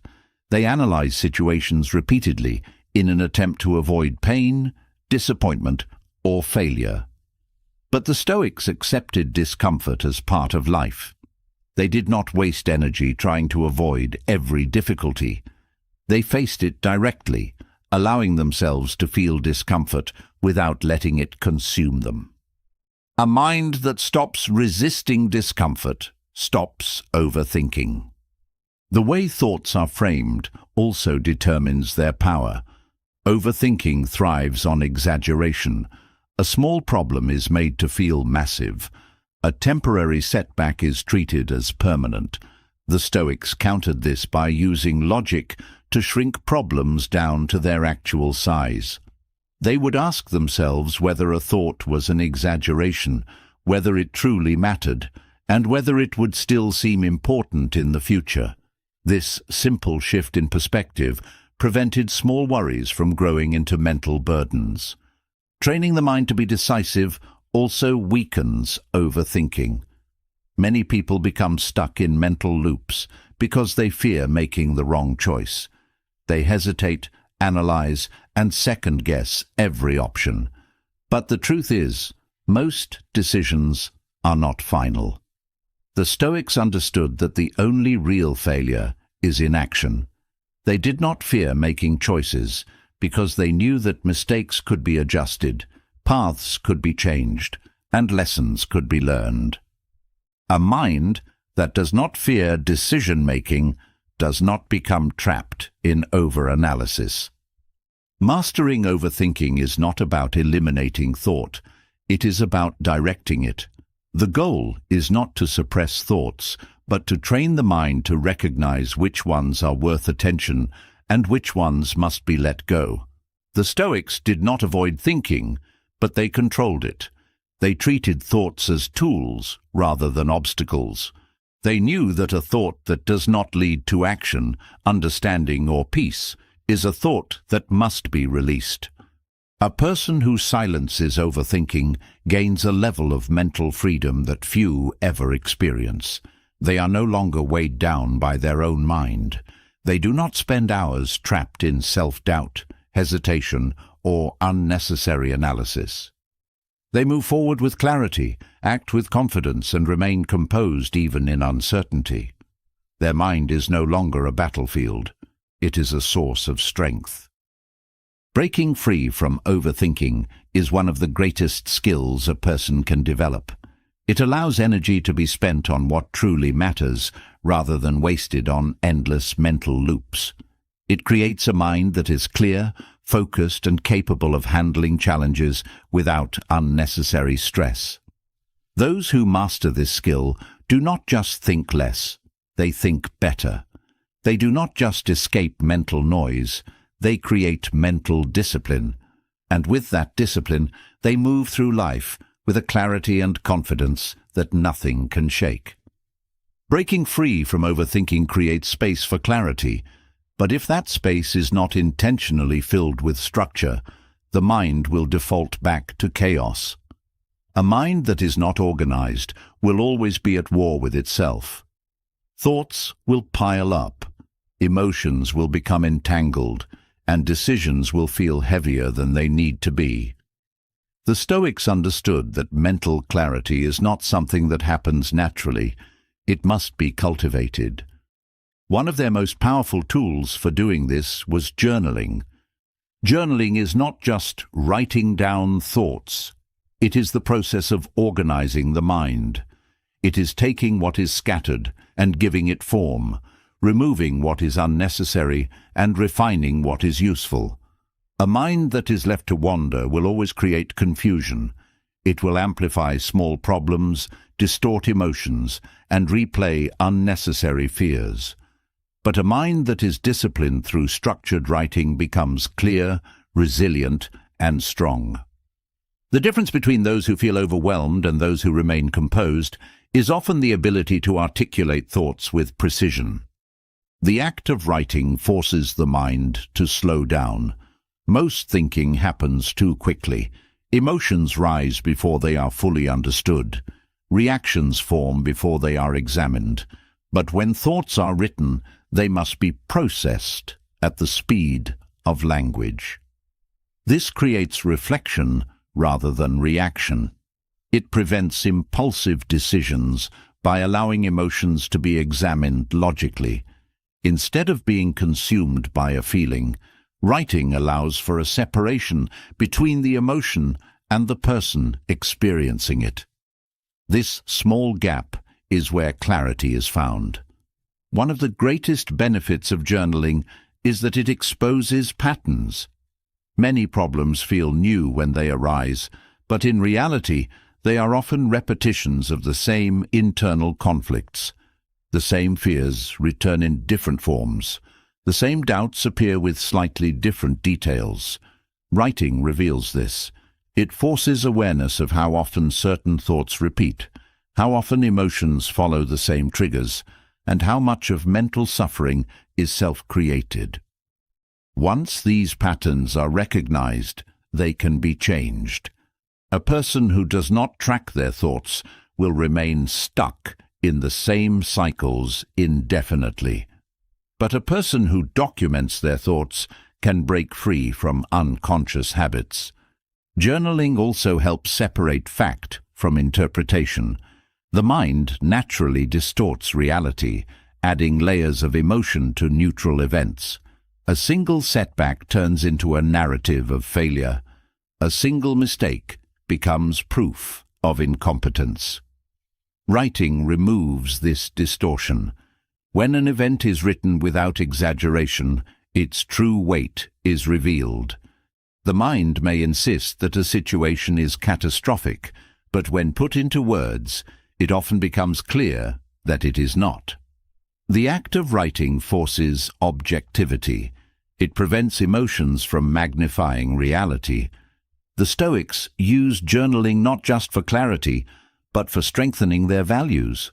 They documented what they wanted to live by, what principles they refused to compromise, and what lessons they needed to remember. A person who writes down their values reinforces them daily. They are less likely to be swayed by external pressures, less likely to forget what truly matters. Writing solidifies identity. It acts as a compass when emotions try to pull in different directions. Without this reinforcement, it is easy to drift, to compromise under pressure, to react in ways that do not align with one's beliefs. But with consistent reflection, the mind becomes anchored in its principles. Writing also allows for mental detoxification. Thoughts that are not processed become internal clutter. They take up space, creating stress and tension. But thoughts that are written down no longer need to be held onto. They are released. This is why people who journal regularly experience less anxiety and overthinking. Their minds are not carrying excess weight. They are not burdened by thoughts that have no resolution. The simple act of putting thoughts on paper creates a sense of relief, even when nothing external has changed. Journaling also enhances decision-making. Most difficult choices feel overwhelming because they are processed only in the mind. But when options are written out, they become clearer. The benefits and consequences of each choice can be examined logically rather than emotionally.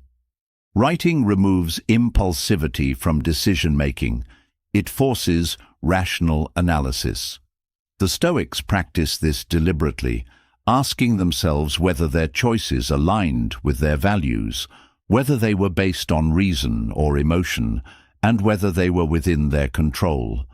This process eliminated unnecessary stress, allowing them to act with conviction rather than doubt. Another benefit of structured writing is its ability to reframe experiences. The way an event is written determines how it is remembered. If something is documented as a failure, it will be stored in the mind as failure. If it is written as a lesson, it will be stored as growth. The Stoics used journaling as a way to control memory. They knew that suffering is often created in hindsight, when experiences are remembered in negative ways. By deliberately reframing events in writing, they ensured that their past was a source of strength rather than regret. One of the most powerful journaling techniques is the practice of self-questioning. Instead of simply documenting thoughts, the Stoics asked themselves direct questions.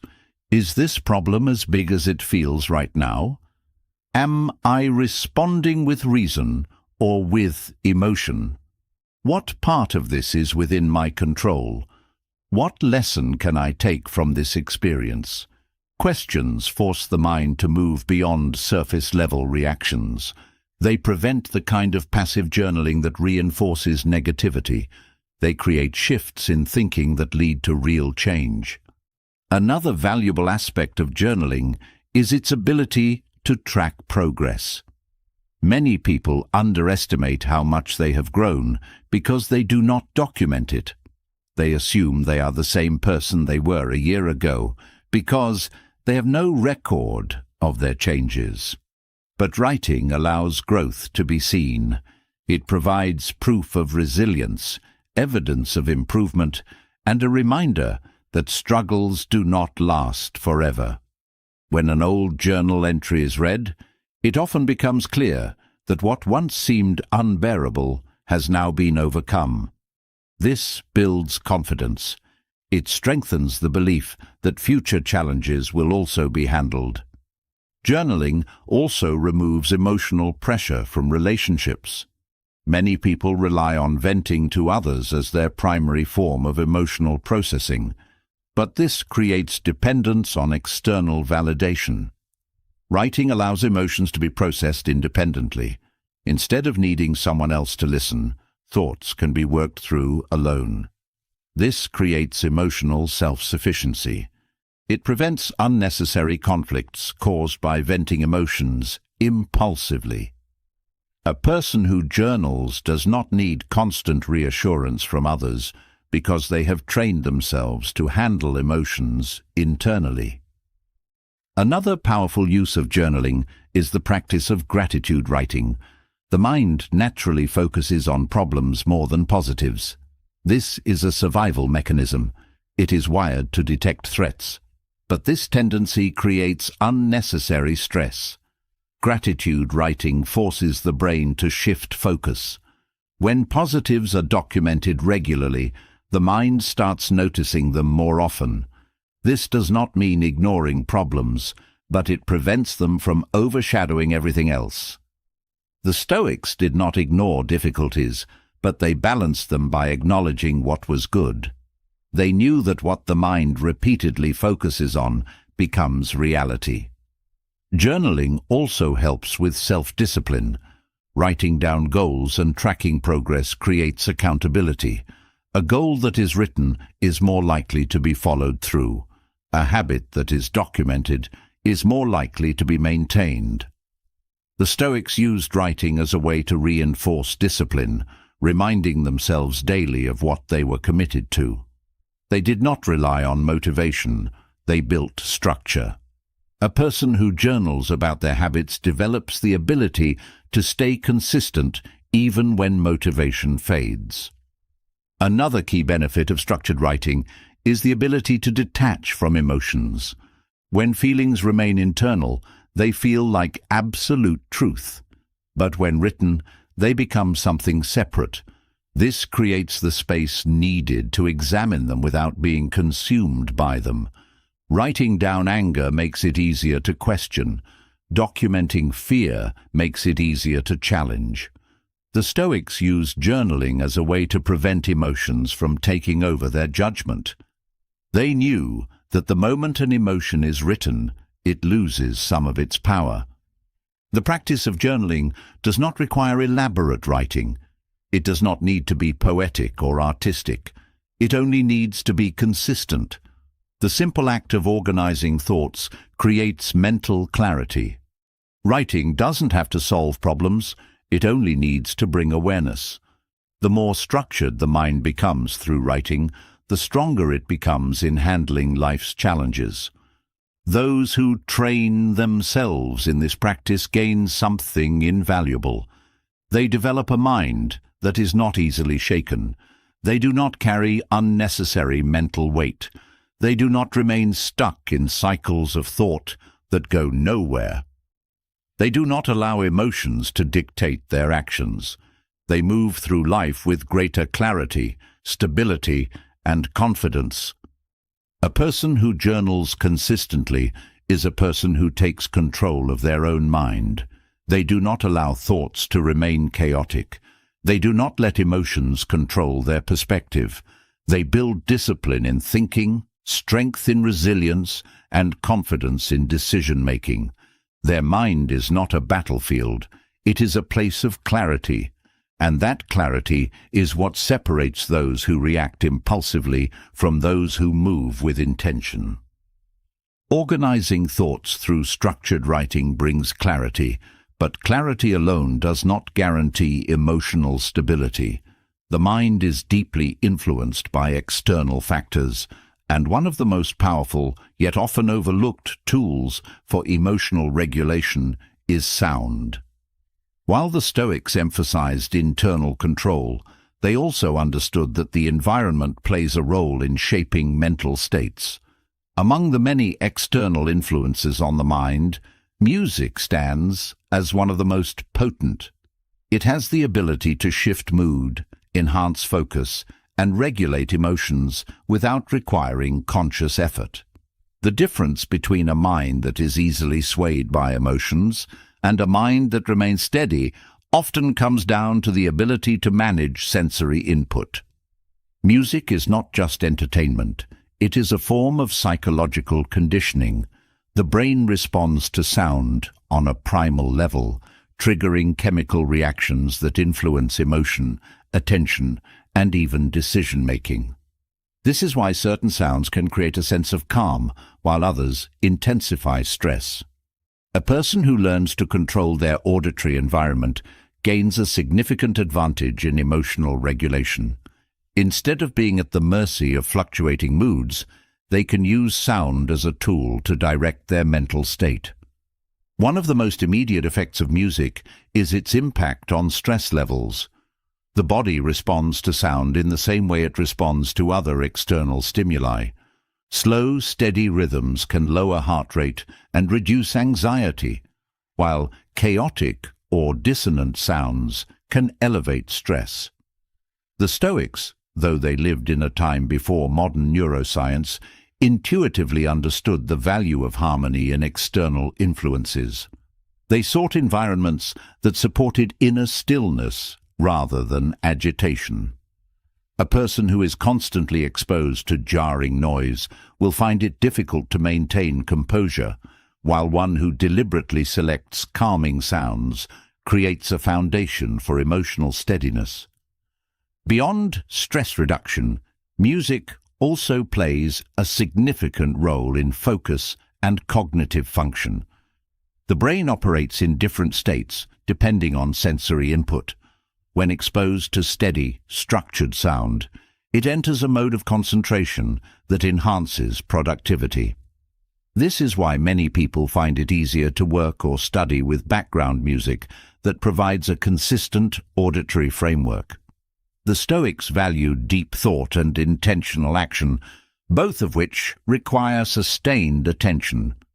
Using music to enhance focus is not about distraction, but about creating an optimal mental environment for disciplined thinking. The connection between music and memory is another factor that can be leveraged for emotional control. The brain links sounds with experiences, creating strong associations that influence mood. A song tied to a positive memory can immediately shift emotional state, just as a sound linked to stress can trigger anxiety. Those who understand this connection can use it to their advantage, selecting music that reinforces desired emotional states rather than allowing uncontrolled associations to dictate mood. The Stoics trained themselves to be aware of external influences, recognizing that what enters the mind shapes its function. Music also has a direct effect on physical energy levels. Rhythmic, high-tempo sounds stimulate the nervous system, increasing alertness and motivation. This is why music is often used during physical training or high-intensity tasks. It acts as a psychological stimulant, pushing the body and mind beyond their usual limits. The Stoics placed great emphasis on endurance and resilience, understanding that physical and mental strength were intertwined. Using music as a tool for energy management allows a person to harness this connection, increasing stamina and reducing mental fatigue. Another powerful use of music is in emotional processing. While venting often reinforces negative emotions, music allows for controlled emotional expression. A person struggling with frustration or sadness can channel those emotions through sound rather than through impulsive reaction. This creates a release that does not depend on external validation or destructive behavior. The Stoics practiced detachment from emotional turmoil, not through suppression, but through intentional redirection. Music provides a structured way to experience and move through emotions without being consumed by them. Sleep quality is another area where music plays a crucial role in mental regulation. The brain requires a transition period to move from wakefulness to rest, and auditory input influences this process. Calm, repetitive sounds signal the nervous system to slow down, making it easier to enter deep sleep. The Stoics emphasized the importance of maintaining physical and mental balance, knowing that rest was essential for clear thinking. Those who struggle with an overactive mind before sleep can use sound as a way to guide the brain into a state of relaxation. Music also influences breathing patterns, which in turn affect emotional stability. Slow, steady rhythms encourage deep breathing, which activates the parasympathetic nervous system and reduces stress.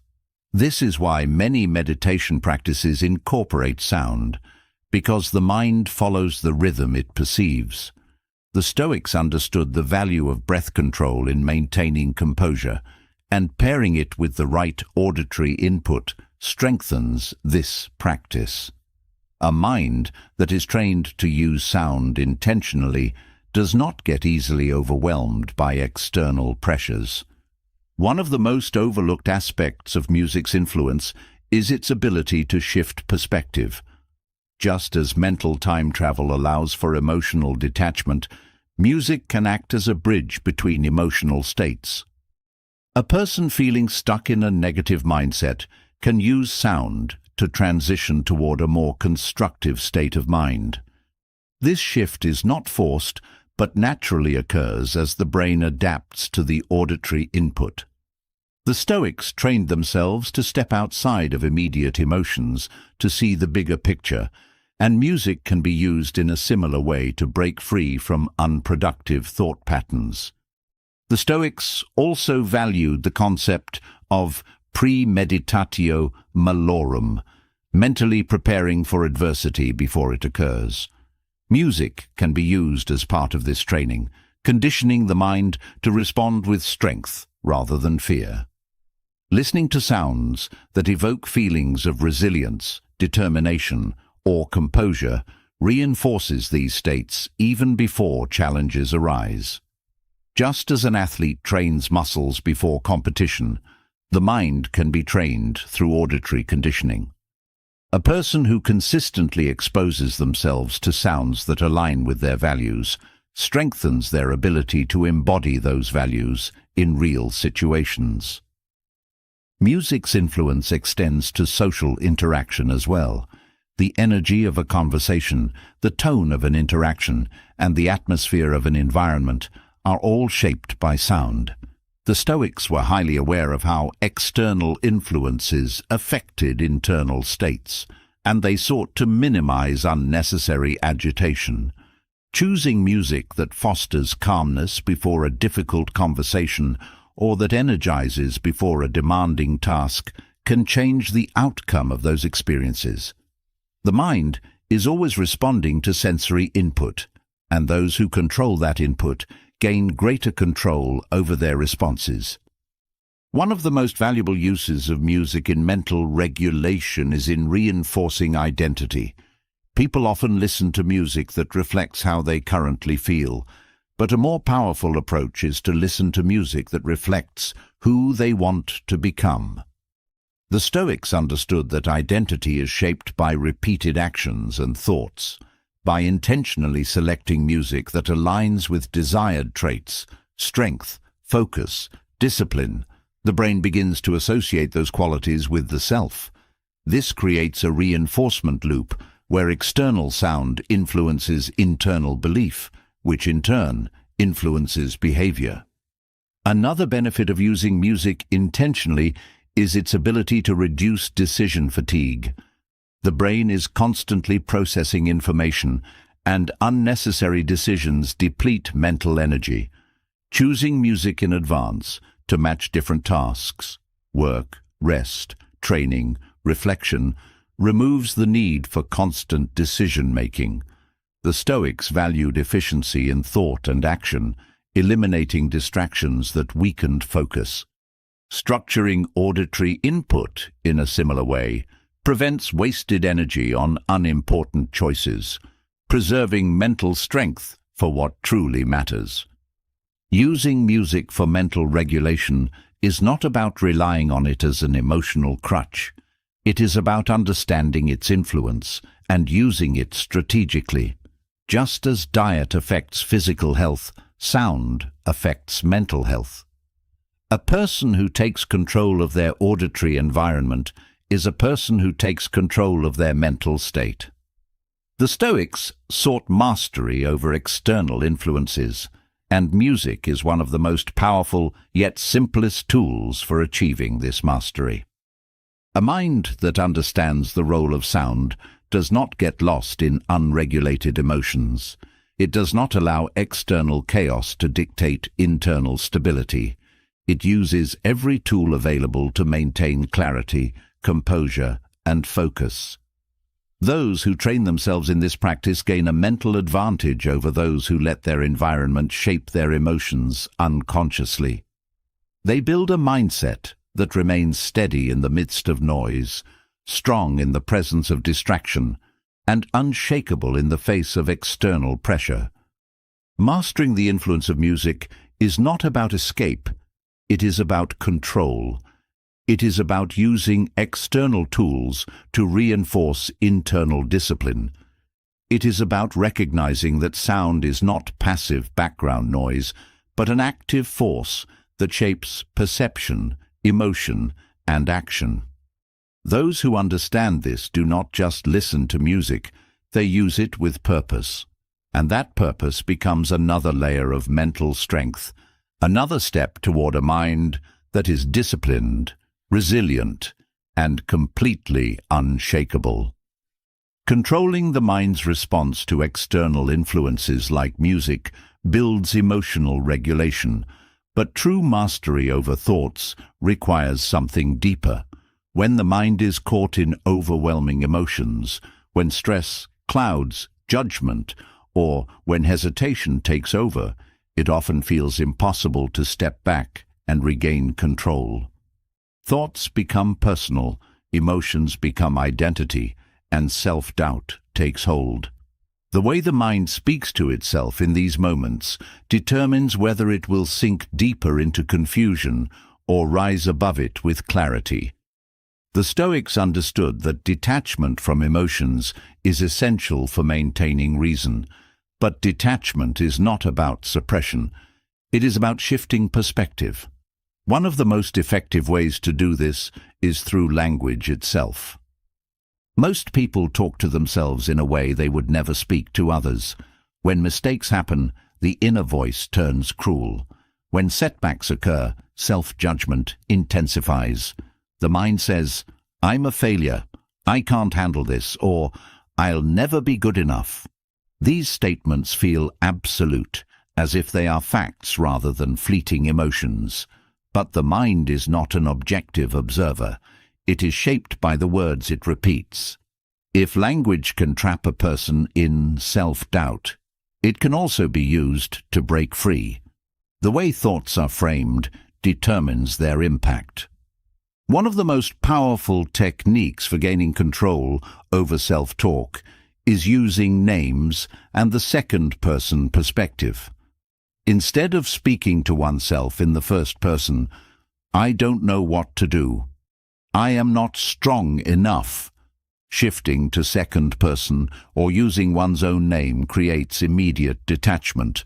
Saying, "You are capable of handling this," or "John, you have overcome worse before," changes the way the brain processes the thought. It creates space between the emotion and the person experiencing it. The shift may seem small, but it has a profound effect on emotional regulation. This technique works because it forces the mind to step outside of its immediate reaction. When emotions are high, thoughts become tunnel-visioned. The brain loses its ability to think logically because it's too immersed in the experience. But addressing oneself by name triggers a shift. It is as if an external coach is speaking rather than the emotional mind. The brain responds differently to external guidance than to internal dialogue. It becomes more rational, more objective, and more composed. Studies in psychology confirm this. Research shows that when people refer to themselves in the third person or use their own name in self-talk, they make better decisions, regulate emotions more effectively, and feel less overwhelmed by stress. Athletes, leaders, and high performers use this technique instinctively, speaking to themselves as if they are coaching someone else. It allows them to remain composed under pressure, giving themselves advice with clarity rather than reacting impulsively. This shift in self-talk also changes the emotional weight of situations. Problems that feel personal and overwhelming become challenges to be solved rather than reflections of identity. Instead of saying, "I am failing," saying, "You are facing a difficult situation, but you will get through it," removes the attachment to the struggle. It turns the focus from identity to action. The mind stops seeing problems as permanent and starts viewing them as temporary obstacles. The Stoics practiced this kind of detachment through written reflection.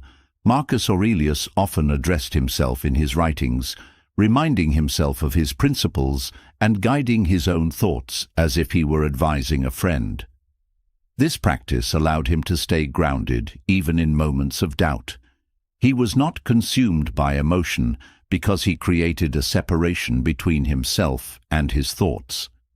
This technique can be applied in daily life, transforming the way the mind responds to stress, failure, and uncertainty. Another reason this approach is effective is that it interrupts emotional spirals. When negative thoughts build momentum, they tend to reinforce themselves. The mind repeats the same worries, strengthening them with every repetition. But shifting to second person disrupts the cycle. It forces a pause, a moment of reflection. Instead of letting emotions dictate the narrative, the mind takes control of the story. It introduces reasoning where there was only reaction. This method is also powerful in moments of indecision. When uncertainty takes hold, the mind often becomes paralyzed, unable to see the best path forward. But addressing oneself as an external figure makes decision-making clearer. Instead of saying, "I don't know what to do," shifting to, "You have handled difficult choices before. What would you tell someone else in this situation?" changes the approach. It removes the personal fear attached to the decision and replaces it with logical problem-solving. Using names and the second-person perspective also strengthens self-discipline. When emotions push toward distraction or avoidance, this technique acts as a reset, saying, "You know what you need to do. Stop wasting time and take action," creates accountability. The mind listens differently when addressed as an external figure. It responds with greater discipline because it is being given direct guidance rather than vague intention. This method also helps in handling criticism. When feedback is received, the immediate reaction is often defensiveness. The mind interprets criticism as a personal attack rather than an opportunity for growth. But shifting to second-person perspective allows for a more objective response. Instead of reacting emotionally saying, "John, is there something valuable in this feedback that you can use to improve?" creates distance. It turns the situation into a learning opportunity rather than a threat to self-worth. The practice of coaching oneself in this way also reinforces confidence. Self-doubt thrives in isolation when thoughts are left unchecked. But when the mind actively encourages itself with clear language, self-belief grows. Saying, "You have faced worse and come out stronger," reminds the brain of past resilience. It builds a foundation of inner support that is not dependent on external validation. The Stoics did not wait for others to reassure them. They trained themselves to provide their own reinforcement. This approach also prevents over-identification with emotions. People often say, "I am anxious," or "I am angry," making the emotion part of their identity. But emotions are temporary states, not fixed traits. Shifting to, "You are experiencing anxiety, but it will pass," or "This frustration does not define you," changes the way emotions are processed. It prevents them from becoming permanent and allows them to move through the mind without taking control. Using this technique consistently also reshapes long-term thinking patterns. The brain is adaptable. It reinforces what it repeatedly experiences. If the mind is constantly addressed with encouragement, clarity, and discipline, those qualities become the default. Instead of being reactive, the mind becomes proactive. Instead of spiraling into self-doubt, it learns to correct itself. This is not about artificial positivity, but about training the brain to respond with strength rather than weakness. Another advantage of this method is its ability to manage fear. When the mind is consumed by worry, it exaggerates risk and minimizes capability. But speaking to oneself as a guide changes this perception. Saying, "You have prepared for this, trust yourself," shifts the focus from fear to readiness. It reminds the brain of competence rather than uncertainty. The Stoics believed that fear was not to be eliminated, but to be faced with logic. This technique reinforces that principle by shifting thought from paralysis to action. This approach also enhances resilience. Life is unpredictable, and challenges will always arise. The difference between those who crumble and those who endure is how they frame adversity. A person who constantly tells themselves, "I can't do this," will struggle.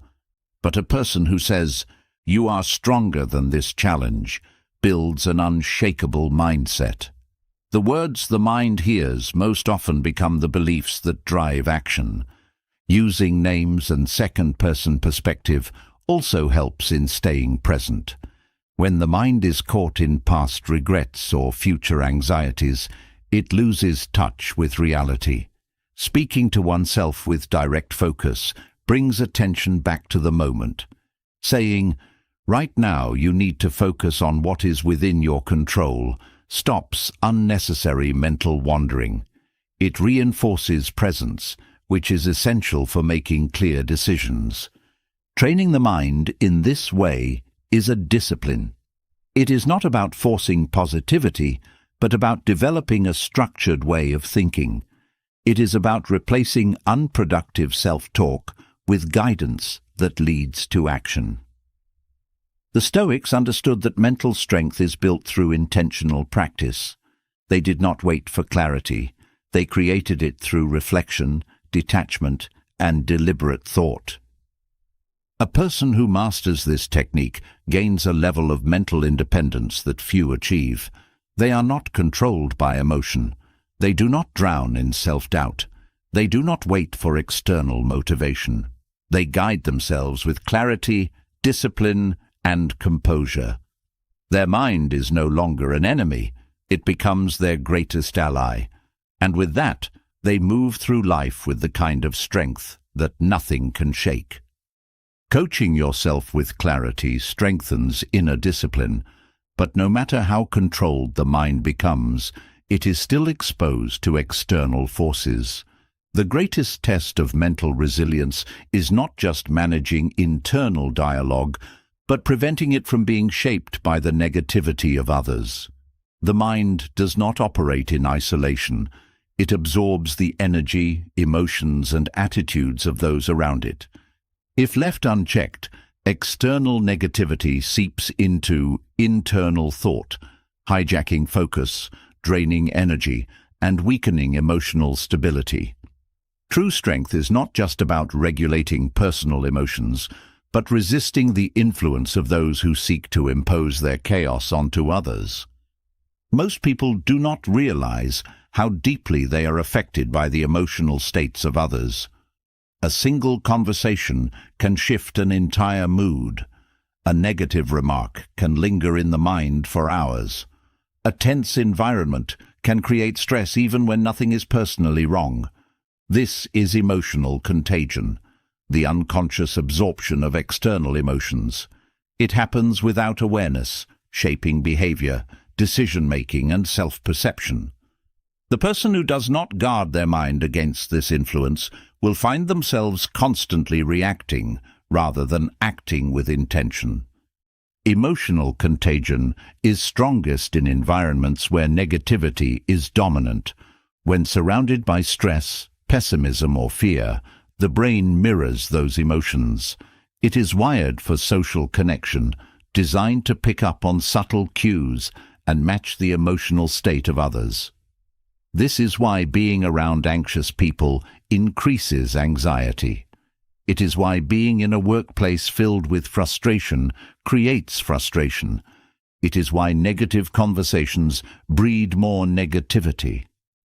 The brain perceives the emotional environment as a signal of how it should respond. The Stoics understood this deeply. They knew that external influences were constant, but they refused to let those influences dictate their internal state. They trained themselves to be aware of what entered their minds, recognizing that not every emotion they felt was their own. They questioned every reaction, asking whether it was a genuine response or a reflection of someone else's energy. This level of awareness is the first step in avoiding emotional contagion, realizing that not every feeling that arises belongs to you. A common mistake is believing that resisting negativity means ignoring it. But suppression is not the same as control. When negativity is ignored, it is still processed subconsciously, influencing thought patterns without awareness. True resistance comes from acknowledgement without absorption. Noticing negativity without engaging in it creates mental separation. Instead of reacting, the mind steps back, observes, and remains steady. The moment awareness is introduced, emotional contagion loses its grip. The strongest form of protection against external negativity is a clearly defined internal philosophy. When values and principles are deeply ingrained, external influences have less power.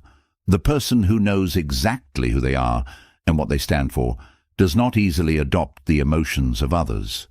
They filter what they allow into their mind, measuring every influence against their personal standards.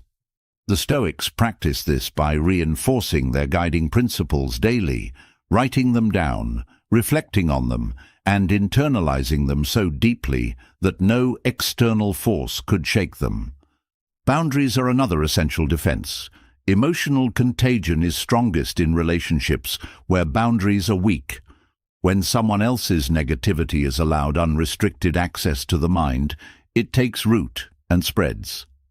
Setting clear emotional boundaries is not about shutting people out, but about choosing what is engaged with and what is left outside.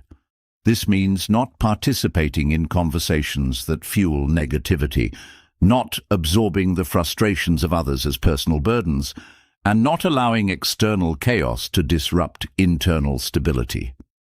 One of the most effective ways to avoid emotional contagion is to control focus. What the mind repeatedly engages with becomes its reality. If attention is directed toward negativity, it grows. If attention is redirected toward constructive action, negativity weakens. The Stoics trained themselves to shift focus deliberately, choosing not to dwell on things outside of their control. They understood that energy follows attention.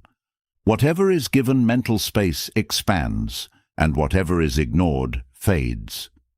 Detachment from external negativity also requires self-awareness. Many people unknowingly contribute to their own emotional instability by seeking out negativity. They engage in gossip, participate in complaints, or absorb pessimism from media and social interactions. They believe they are simply staying informed or expressing opinions, but in reality, they are feeding emotional contagion.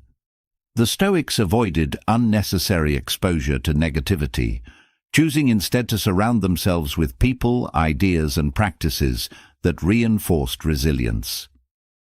Protecting against emotional contagion also means recognizing manipulative emotional influence. Some people use negativity as a means of control, projecting their fears and frustrations onto others to maintain dominance. These individuals create environments where anxiety, doubt, and guilt are used to shape behavior. Recognizing when negativity is being used as a tool for influence prevents it from taking effect. The Stoics trained themselves to remain unaffected by praise or criticism, knowing that both could be forms of manipulation.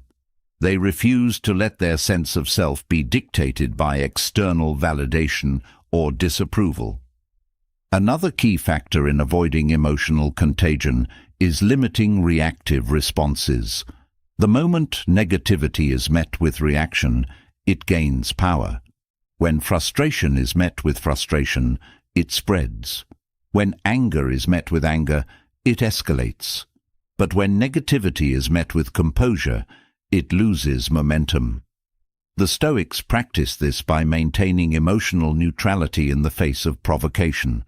They did not allow others to dictate their emotional state.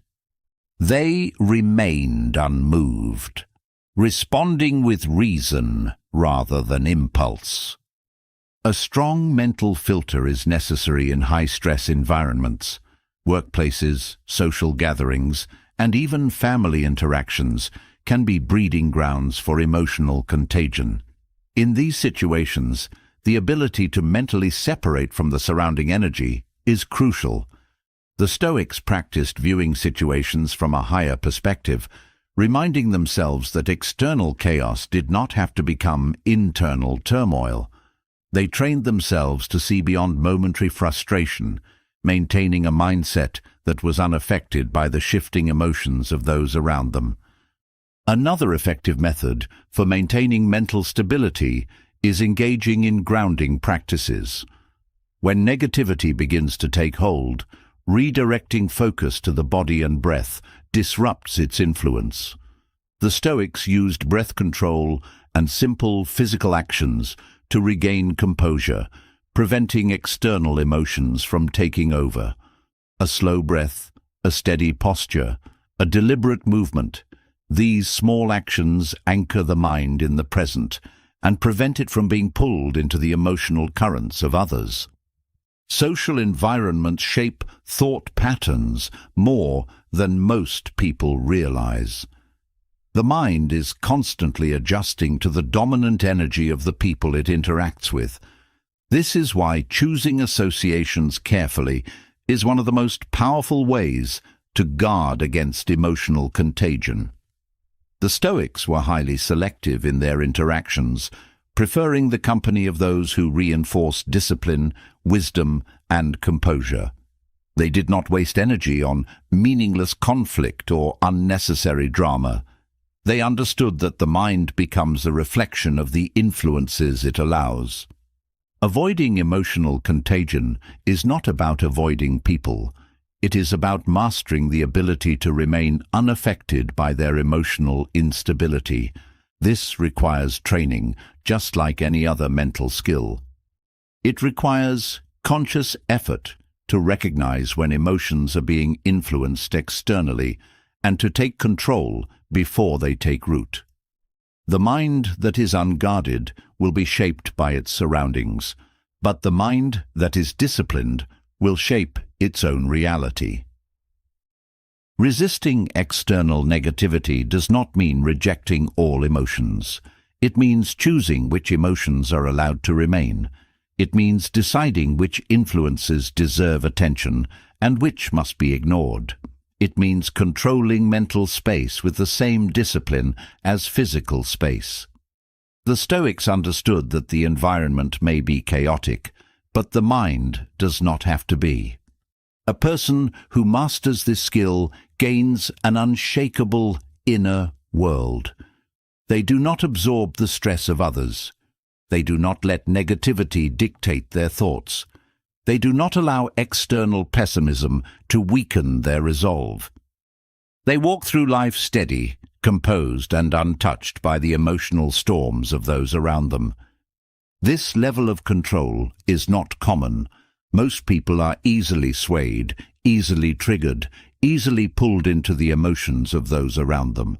But those who train themselves to resist emotional contagion rise above. They develop a mind that is their own, free from the influence of external chaos. Their thoughts are clear, their emotions are stable, and their energy is preserved. They do not waste mental strength on unnecessary reactions. They do not carry the burdens of others. They do not allow negativity to take root in their minds. They stand firm, steady, in a world that constantly shifts. And in that steadiness, they find a level of mental strength that nothing can shake. Maintaining control over external influences protects the mind from unnecessary negativity. But true mastery of inner dialogue requires more than mental awareness. It demands a connection to the body. The mind is not separate from physical movement. Every thought, every emotion, every internal struggle is reflected in the body, and the way the body moves directly impacts the way the mind operates. The Stoics understood this deeply. They did not view the body as something to be ignored in pursuit of intellectual strength, but as a necessary component of mental clarity. A mind that is constantly trapped in thought without physical engagement becomes restless, unbalanced, and prone to over-analysis. But a mind that moves with intention gains stability, discipline, and control. The connection between movement and thought is often overlooked. Most people believe that regulating emotions is purely a mental exercise, something achieved through willpower or reflection alone. But the nervous system doesn't function in isolation. When the body is stagnant, energy builds up without an outlet. This excess energy manifests as anxiety, tension, and uncontrolled thought loops. It creates the conditions for overthinking, making small problems feel insurmountable and amplifying emotional reactions. Physical movement acts as a release valve, allowing the body to discharge built-up stress before it translates into mental distress. The Stoics place great value on physical discipline not just for health, but for its effect on the mind. They understood that controlled movement reinforced controlled thinking. They engaged in physical training not for vanity or athleticism, but because they recognized that a strong body contributed to a strong mind. They knew that when the body was weak, the mind followed, becoming sluggish, reactive, and undisciplined. But when the body was pushed, the mind adapted, learning resilience, patience, and endurance. Physical movement was not just an act of health, it was an act of mental conditioning. One of the most immediate effects of movement is its impact on internal dialogue. When the body is engaged in motion, the mind is forced into the present. It cannot spiral endlessly into worry or self-doubt, because movement demands focus. This is why people often feel clarity after a walk or a workout. Their thoughts align, their emotions stabilize, and problems that once felt overwhelming suddenly appear manageable.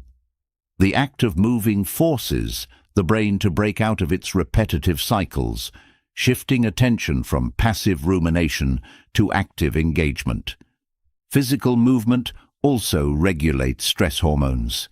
When the body is sedentary, stress accumulates, leading to increased cortisol levels, heightened anxiety, and emotional instability. The body reacts as if it is trapped, interpreting stillness as a sign of danger. But when movement is introduced, the nervous system resets. Stress is metabolized, cortisol levels decrease, and the brain releases neurotransmitters that create calm and focus. This physiological shift has a direct impact on self-talk. A person who moves regularly will find that their thoughts become clearer, more solution-oriented, and less prone to negativity. Another critical factor is the role of posture in shaping internal dialogue. The way the body is positioned affects the way the mind perceives itself. A slouched posture with collapsed shoulders sends signals of weakness and defeat to the brain, reinforcing self-doubt and insecurity. But standing upright, moving with purpose and holding strong posture changes the brain's chemistry. Confidence increases, thoughts become more decisive, and internal dialogue shifts from hesitation to conviction. The Stoics practiced maintaining composure in their physical stance, knowing that the way they carried themselves influenced their ability to think clearly under pressure. Rhythmic movement also plays a role in regulating thought. Activities like running, walking, and repetitive physical tasks create a synchronization between the body and mind, allowing thoughts to process in a structured way rather than in chaotic bursts. This is why many great thinkers, including Stoic philosophers, relied on walking as a method of problem-solving. The act of moving at a steady pace allows the mind to untangle complex ideas, organize emotions, and make sense of internal conflicts without force or frustration. Physical exertion also teaches resilience. The mind often seeks comfort, avoiding difficulty and challenge. But the body, when pushed beyond its perceived limits, reveals an important truth. The limits of the mind are largely self-imposed. A person who trains themselves to endure discomfort in movement also trains themselves to endure discomfort in thought. They learn to push through mental fatigue, to persist through uncertainty, and to override self-doubt with action. The Stoics saw this as an essential practice. They engaged in physical hardship not for suffering's sake, but to cultivate the ability to remain composed under stress. Another powerful aspect of movement is its ability to override fear. The body holds on to emotions, storing tension from past experiences. This physical tension keeps the mind locked in outdated fears, preventing growth and action. But movement, particularly strength training, endurance challenges, or dynamic motion, releases these stored emotions. It allows the mind to move forward rather than remaining stuck in old patterns. This is why many people feel a mental breakthrough after intense physical effort, because movement dissolves the physical residue of past struggles, creating space for new thought patterns. Physical activity also strengthens the connection between discipline and self-respect. A person who commits to movement consistently builds trust in themselves. They develop proof of their own reliability, reinforcing the belief that they are capable of following through on their intentions. This directly affects self-talk. The mind no longer questions its own strength because it has physical evidence of perseverance.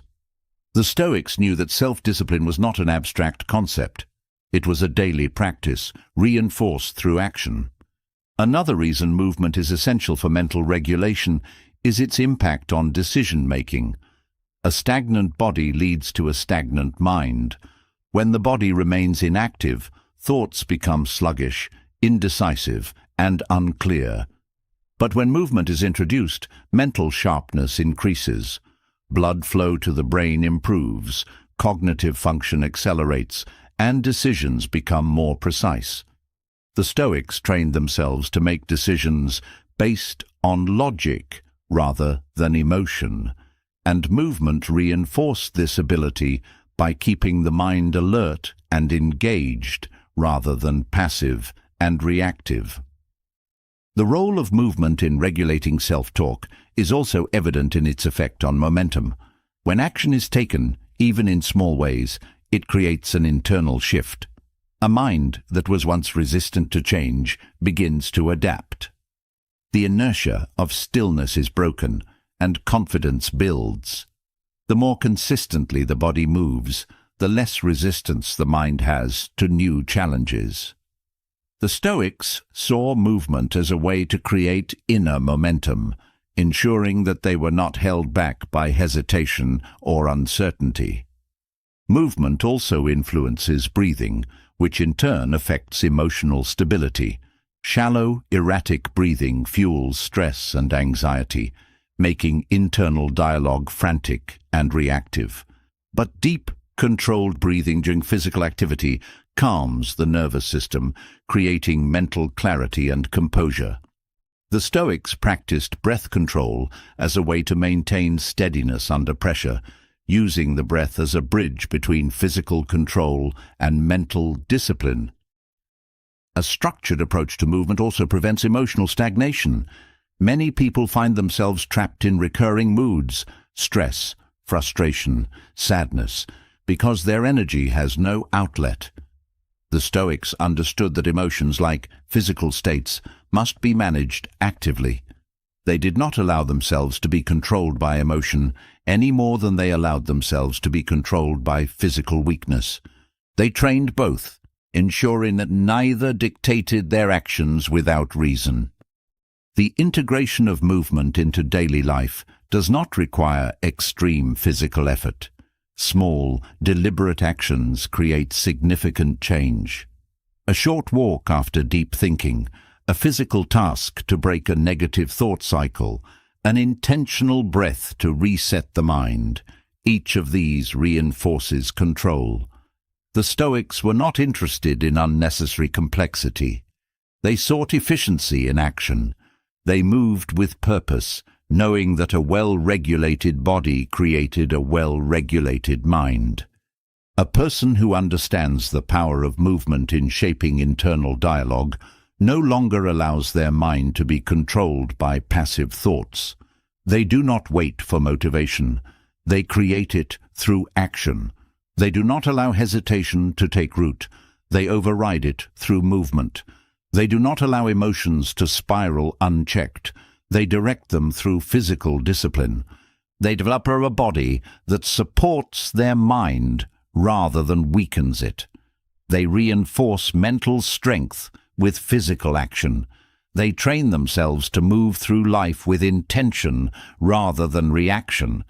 And in doing so, they break free from the limitations of thought alone. They gain clarity, resilience, and a self-discipline that extends far beyond physical movement. They cultivate a mind that does not waver, a body that does not resist, and an inner voice that speaks with unwavering confidence. A disciplined mind, strengthened through movement, gains control over thoughts during the day. But night presents a different challenge. When the world slows down and distractions fade, the mind often does the opposite. It speeds up. Thoughts that were manageable in daylight become magnified. Problems that felt small now seem urgent. The mind, left unchecked, turns into a restless machine, creating anxiety, doubt, and endless loops of overanalysis. This is the battle of late-night chatter, the relentless noise that keeps sleep out of reach and turns rest into struggle. Those who do not master this fight find themselves drained, mentally exhausted before the next day even begins. A mind that cannot quiet itself at night is a mind that is untrained in detachment. When thoughts continue racing, it is not because they are important, it is because the brain has been conditioned to remain active. The Stoics understood that the ability to control thoughts did not end when the sun set. They trained themselves to command their minds at all times, recognizing that peace was not something that happened by chance. It was something that had to be cultivated deliberately. One of the main reasons overthinking intensifies at night is the lack of sensory input. During the day, external noise keeps the mind occupied. Conversations, movement, and tasks create a natural rhythm that prevents thoughts from spiraling. But at night, when silence sets in, unresolved thoughts rise to the surface. Without distractions, the brain turns inward, replaying past events, constructing future scenarios, and analyzing everything that remains incomplete. The key to stopping this is not distraction, but regulation, teaching the mind to transition from stimulation to stillness rather than continuing its momentum unchecked. The nervous system does not shift from high activity to rest instantly. If the body and mind have been engaged in intense thought, stress, or action during the day, that momentum does not disappear when lying down. It carries into the night, making it impossible to switch off. This is why those who go straight from stimulation, screens, work, conversations, into bed find themselves struggling to sleep. Their minds are still active, running on the energy of the previous hours. The solution is creating a deliberate slowdown. The Stoics practiced preparing for rest, recognizing that the mind must be led into sleep, not forced. One of the most powerful techniques to counteract nighttime overthinking is pre-sleep journaling.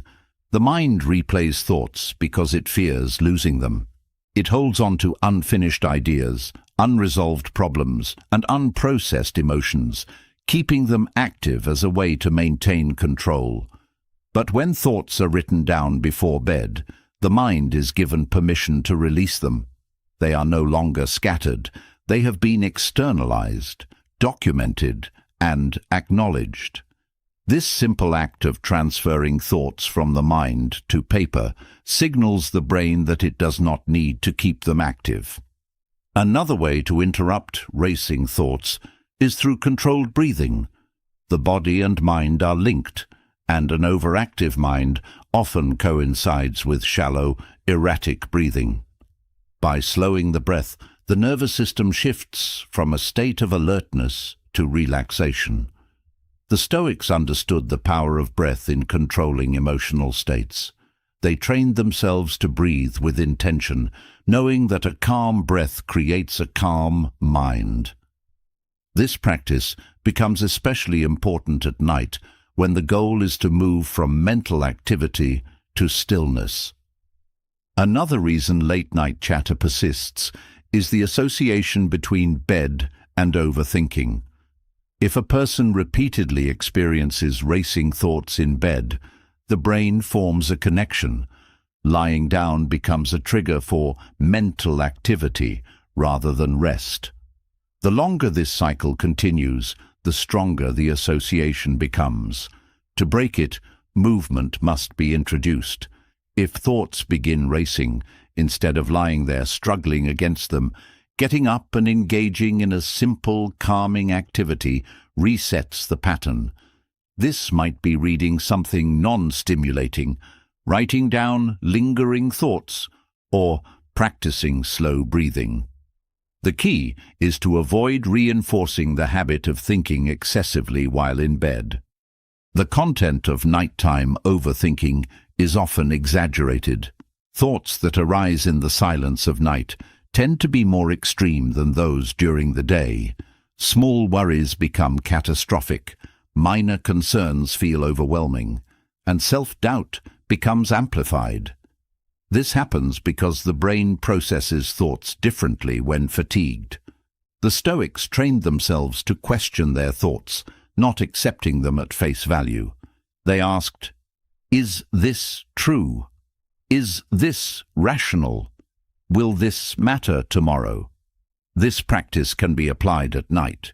When thoughts feel urgent, instead of engaging with them, questioning them removes their power. Exposure to light before sleep also plays a role in overthinking.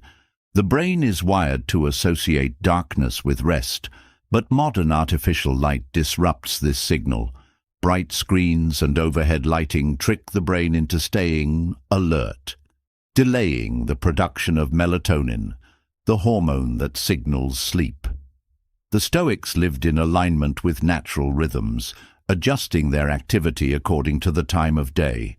Adapting this principle means reducing bright light exposure in the hour before sleep, allowing the brain to naturally shift into a state of rest rather than fighting against artificial stimulation. Another technique for handling nighttime overthinking is mental redirection. The mind spirals because it is given space to do so. Instead of allowing it to run in circles, guiding it toward a structured thought process prevents chaotic thinking. The Stoics used visualization as a tool for mental control. At night, this can be applied by focusing on structured imagery, mentally walking through a familiar, peaceful location, recalling specific moments of gratitude, or focusing on slow, intentional thought patterns rather than free-flowing worry. The environment also plays a critical role in mental state. A space that is cluttered, noisy, or uncomfortable creates subconscious stress. The Stoics valued simplicity, understanding that external chaos leads to internal disorder. A bedroom that is free of distractions, optimized for comfort, and associated with relaxation rather than mental activity, reinforces a smoother transition into sleep. Those who struggle with nighttime overthinking often find that making physical adjustments to their sleeping environment has an immediate impact on their ability to quiet the mind. The tendency to overthink at night is also linked to unresolved emotional weight. The brain processes emotions differently in moments of stillness, bringing up feelings that were ignored or suppressed during the day.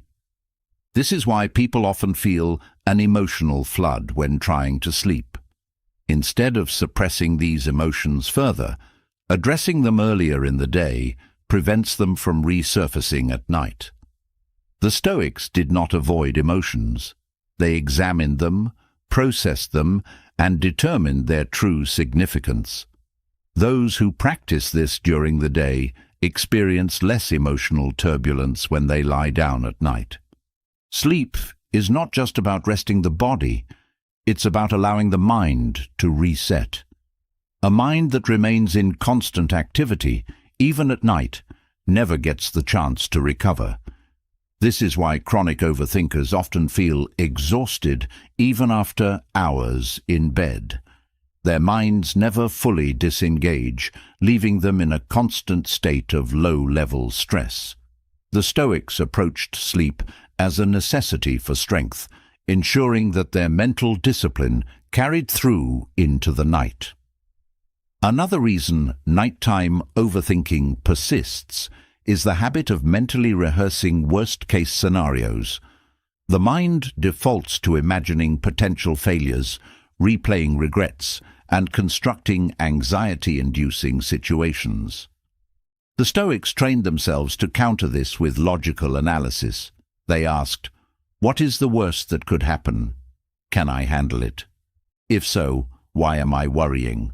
If not, what action can I take?" Applying this at night shifts the mind from passive worry to active resolution, weakening the grip of anxiety. The connection between physical activity and sleep quality is another factor in controlling nighttime thoughts. A body that has not expended enough energy during the day is more likely to experience restless sleep. The Stoics believed in physical movement as a way to maintain mental stability, recognizing that a body in motion supports a mind at peace. Those who incorporate consistent physical exertion into their routine find that their ability to transition into sleep improves, reducing the likelihood of overactive thoughts. Handling late-night chatter is not about eliminating thoughts altogether. It is about creating a structured, intentional approach to mental transition. The Stoics did not expect the mind to be empty, but they refused to let it be chaotic. They trained themselves to direct their thoughts, to command their internal state rather than be controlled by it. A person who masters this skill does not lie awake, drowning in unnecessary thought loops. They do not allow small worries to dominate their night. They do not waste energy battling their own mind. Instead, they enter rest with composure, trusting that they are in control of their thoughts rather than the other way around. And when they wake, they are not exhausted from mental turmoil. They rise clear-headed, steady, and ready to engage with life on their own terms, free from the weight of a restless mind. Mastering nighttime thoughts strengthens the ability to disengage from unnecessary worry. But resilience is not just about preventing overthinking. It is about preparing for adversity before it arrives. A mind that waits for difficulty to strike before attempting to cope is a mind that will always be caught off guard. Strength is not built in the moment of crisis. It is forged in the preparation beforehand. The Stoics did not believe in blind optimism or the false comfort of hoping everything would go well. Instead, they trained their minds to confront difficulty before it happened, ensuring that when hardship came, they would not be overwhelmed. The practice of visualization was central to this philosophy. They did not leave their reactions to chance. They mentally walked through failure, rejection, loss, and hardship long before these events took place. By doing so, they weakened fear, eliminated hesitation, and ensured that no challenge could truly surprise them. A person who has already rehearsed how to endure pain does not crumble when pain arrives.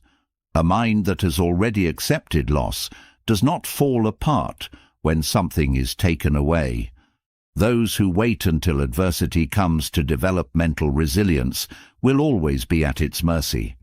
But those who train themselves in advance gain an advantage that few possess: the ability to stand firm no matter what happens. One of the most powerful techniques used by the Stoics was premeditatio malorum, the premeditation of misfortune. This was not about pessimism or dwelling on negative possibilities.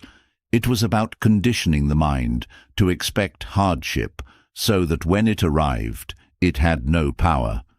Most people live in fear of what could go wrong. They avoid thinking about failure, betrayal, or suffering because the mere thought of these things is uncomfortable. But ignoring difficulty does not make it less likely. It only ensures that when it arrives, it will feel unbearable. The Stoics understood that fear thrives in avoidance.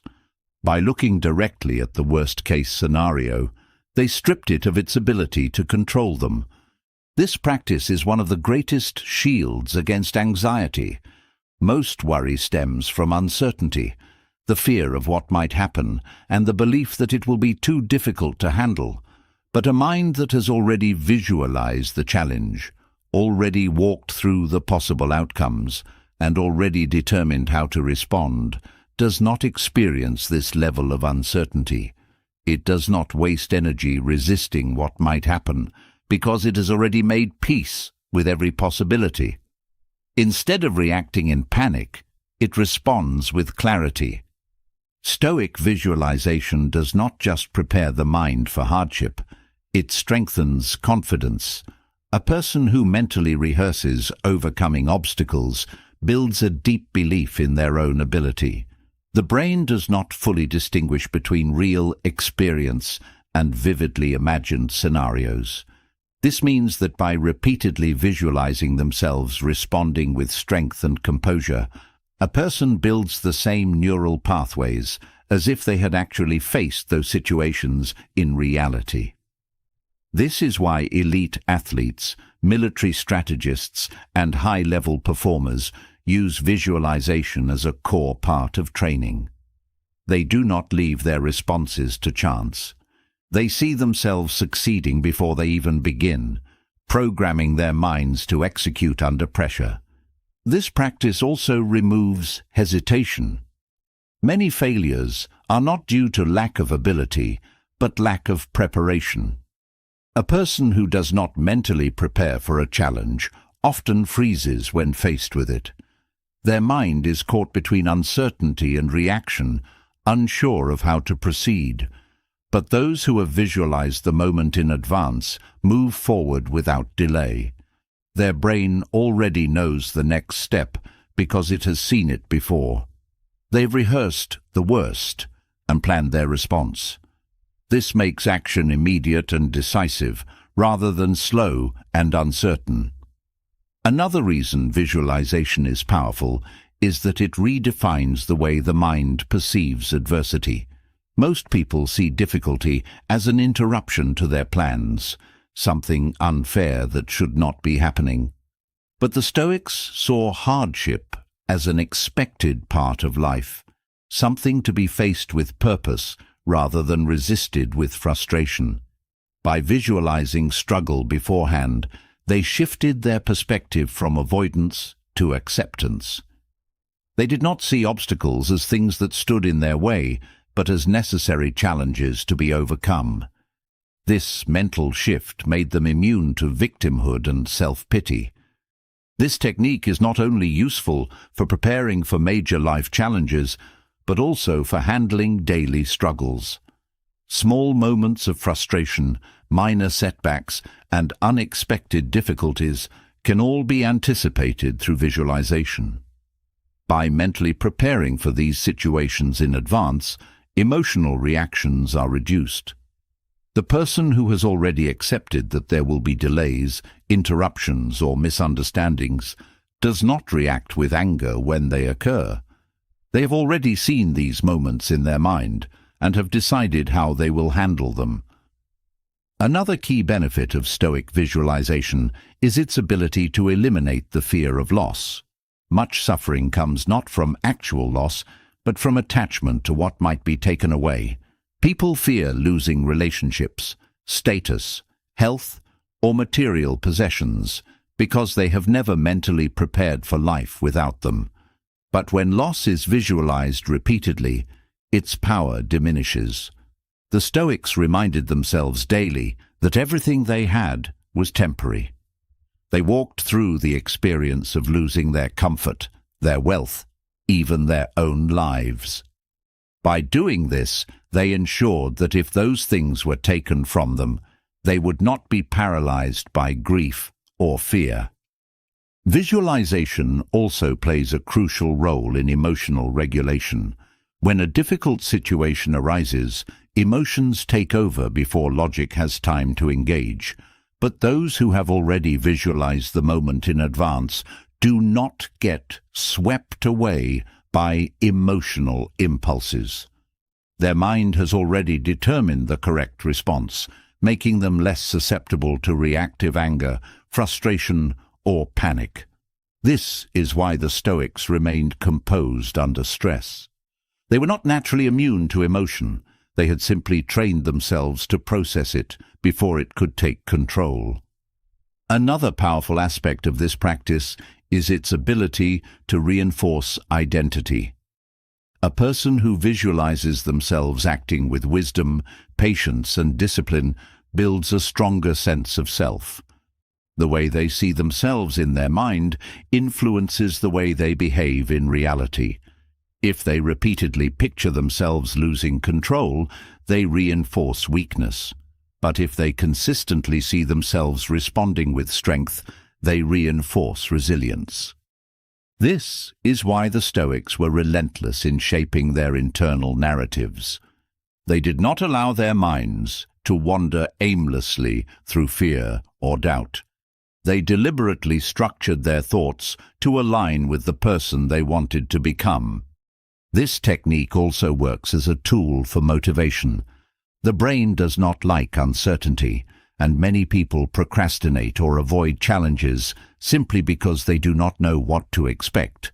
But when an experience is visualized beforehand, the mind becomes more comfortable with it. This reduces hesitation and makes taking action feel more natural. The Stoics did not wait until they felt ready. They created readiness through mental rehearsal. Training the mind through visualization is not about wishful thinking or false optimism. It is not about pretending that hardship will not happen, but about making sure it does not break you when it does. It's about ensuring that when difficulty arises, there is no panic, no hesitation, no loss of control, only a calm mind that has already seen this moment and knows exactly how to handle it. A person who practices this skill consistently does not fear the future. They do not waste energy on anxiety about the unknown because they have already walked through every possibility in their mind. They don't crumble under pressure because they have already rehearsed their strength. They don't allow difficulty to dictate their emotions because they have already chosen their response long before the moment arrives. And when adversity comes, they do not flinch. They do not waver. They do not break, because they have already lived through it in their mind, and they are ready. Building resilience through visualization strengthens the ability to navigate adversity, but even the most disciplined mind faces a modern challenge that the Stoics never encountered: the influence of social media. The mind is no longer just shaped by personal experiences, real-life conversations, or natural observations. It is now constantly absorbing information from an endless stream of digital noise, much of it designed to manipulate thought, trigger emotions, and weaken mental discipline. The inner voice, once an internal guide shaped by reason and reflection, is now hijacked by external forces that dictate what to think, how to feel, and where to focus attention. Most people do not realize how deeply social media shapes their perception of themselves and the world around them. A single scroll through a feed can shift an entire mood, create insecurities, and plant seeds of comparison. Posts, comments, and headlines dictate what deserves attention, what is urgent, and what is worth worrying about. The Stoics trained themselves to control their thoughts, but the digital world is structured to make this nearly impossible. Every platform is designed to capture attention, keeping the mind engaged in constant stimulation, never allowing for true mental stillness. The greatest danger of social media is not just wasted time, but the gradual erosion of independent thought. The inner voice, once personal and reflective, becomes an echo of external opinions. Beliefs are no longer formed through deep contemplation, but through exposure to repeated narratives. Ideas are accepted not because they are logically examined, but because they are constantly reinforced by likes, shares, and trending discussions. The mind becomes reactive rather than intentional, absorbing without questioning, responding without analyzing. Comparison is one of the most destructive aspects of social media. The Stoics taught that suffering is often self-inflicted, rooted not in reality, but in perception. When people measure their lives against carefully curated online images, dissatisfaction grows. They see achievements, wealth, relationships, and happiness displayed without flaws, creating the illusion that their own life is lacking. This fuels an internal dialogue of inadequacy, leading to self-doubt and diminished confidence. What was once a natural personal sense of progress becomes distorted by false comparisons to digital personas that do not reflect reality. The addiction to validation further weakens inner stability. Social media operates on reinforcement loops, where likes, comments, and reactions serve as artificial rewards. The brain begins to associate self-worth with external approval, making confidence fragile and dependent on digital feedback. The Stoics believed in developing self-sufficiency, ensuring that one's value was determined by internal principles rather than external recognition. But social media reverses this, conditioning the mind to seek constant reassurance from others, creating a cycle where self-esteem is never truly stable. Another major issue is the overstimulation of the mind. The constant influx of information prevents deep thinking, making the brain accustomed to quick, shallow processing rather than focused contemplation. The ability to sit in silence, to reflect deeply, to analyze thoughts with patience, all of these are eroded by a world that demands instant reactions. The Stoics valued solitude and reflection, knowing that wisdom is developed in stillness. But social media ensures that stillness is rare, keeping the mind in a state of constant distraction. Social media also distorts emotional regulation. Exposure to outrage, fear, and divisive discussions trains the brain to react impulsively rather than respond with reason. The Stoics emphasized emotional control, recognizing that external events do not dictate inner peace unless they are allowed to. But social media thrives on emotional triggers. It fuels anger, anxiety, and tribal thinking, making it difficult to maintain the Stoic practice of detachment. The more time spent absorbing these influences, the harder it becomes to remain mentally strong. Another hidden consequence of social media is the loss of genuine human connection. The illusion of constant interaction through messages, posts, and updates replaces meaningful face-to-face relationships. The Stoics understood that true connection is built through presence, through real conversations, through shared experiences. But the digital world replaces depth with quantity, creating interactions that are shallow and unfulfilling.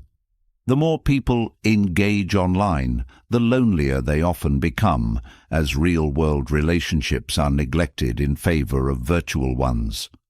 Mental fatigue from social media is another problem that few acknowledge.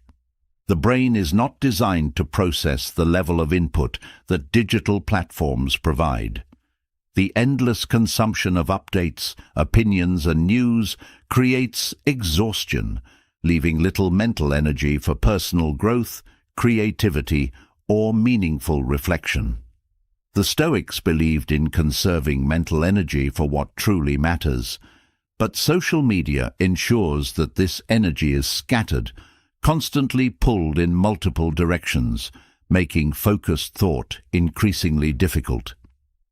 Breaking free from the control of social media does not require complete disconnection, but disciplined use. The Stoics did not advocate avoiding life's challenges, but mastering them through control and intentionality. Applying this to social media means creating clear boundaries, choosing when, how, and why to engage, rather than allowing platforms to dictate behavior. It means questioning information rather than accepting it passively, limiting exposure to negativity, and ensuring that digital interactions serve a purpose rather than becoming a compulsive habit. Developing a stronger inner voice in the age of social media requires deliberate mental training. The mind must be reconditioned to think independently, to resist the pull of comparison, and to detach from the need for external validation. This involves replacing passive scrolling with active learning, reducing time spent consuming content that does not contribute to personal growth, and cultivating habits that reinforce self-discipline. The Stoics understood that mental freedom is not given. It is earned through daily practice, through conscious effort, through the refusal to be controlled by external forces. The ability to maintain a strong mind in the digital age is rare. Most people allow their thoughts, emotions, and focus to be dictated by algorithms designed to keep them engaged.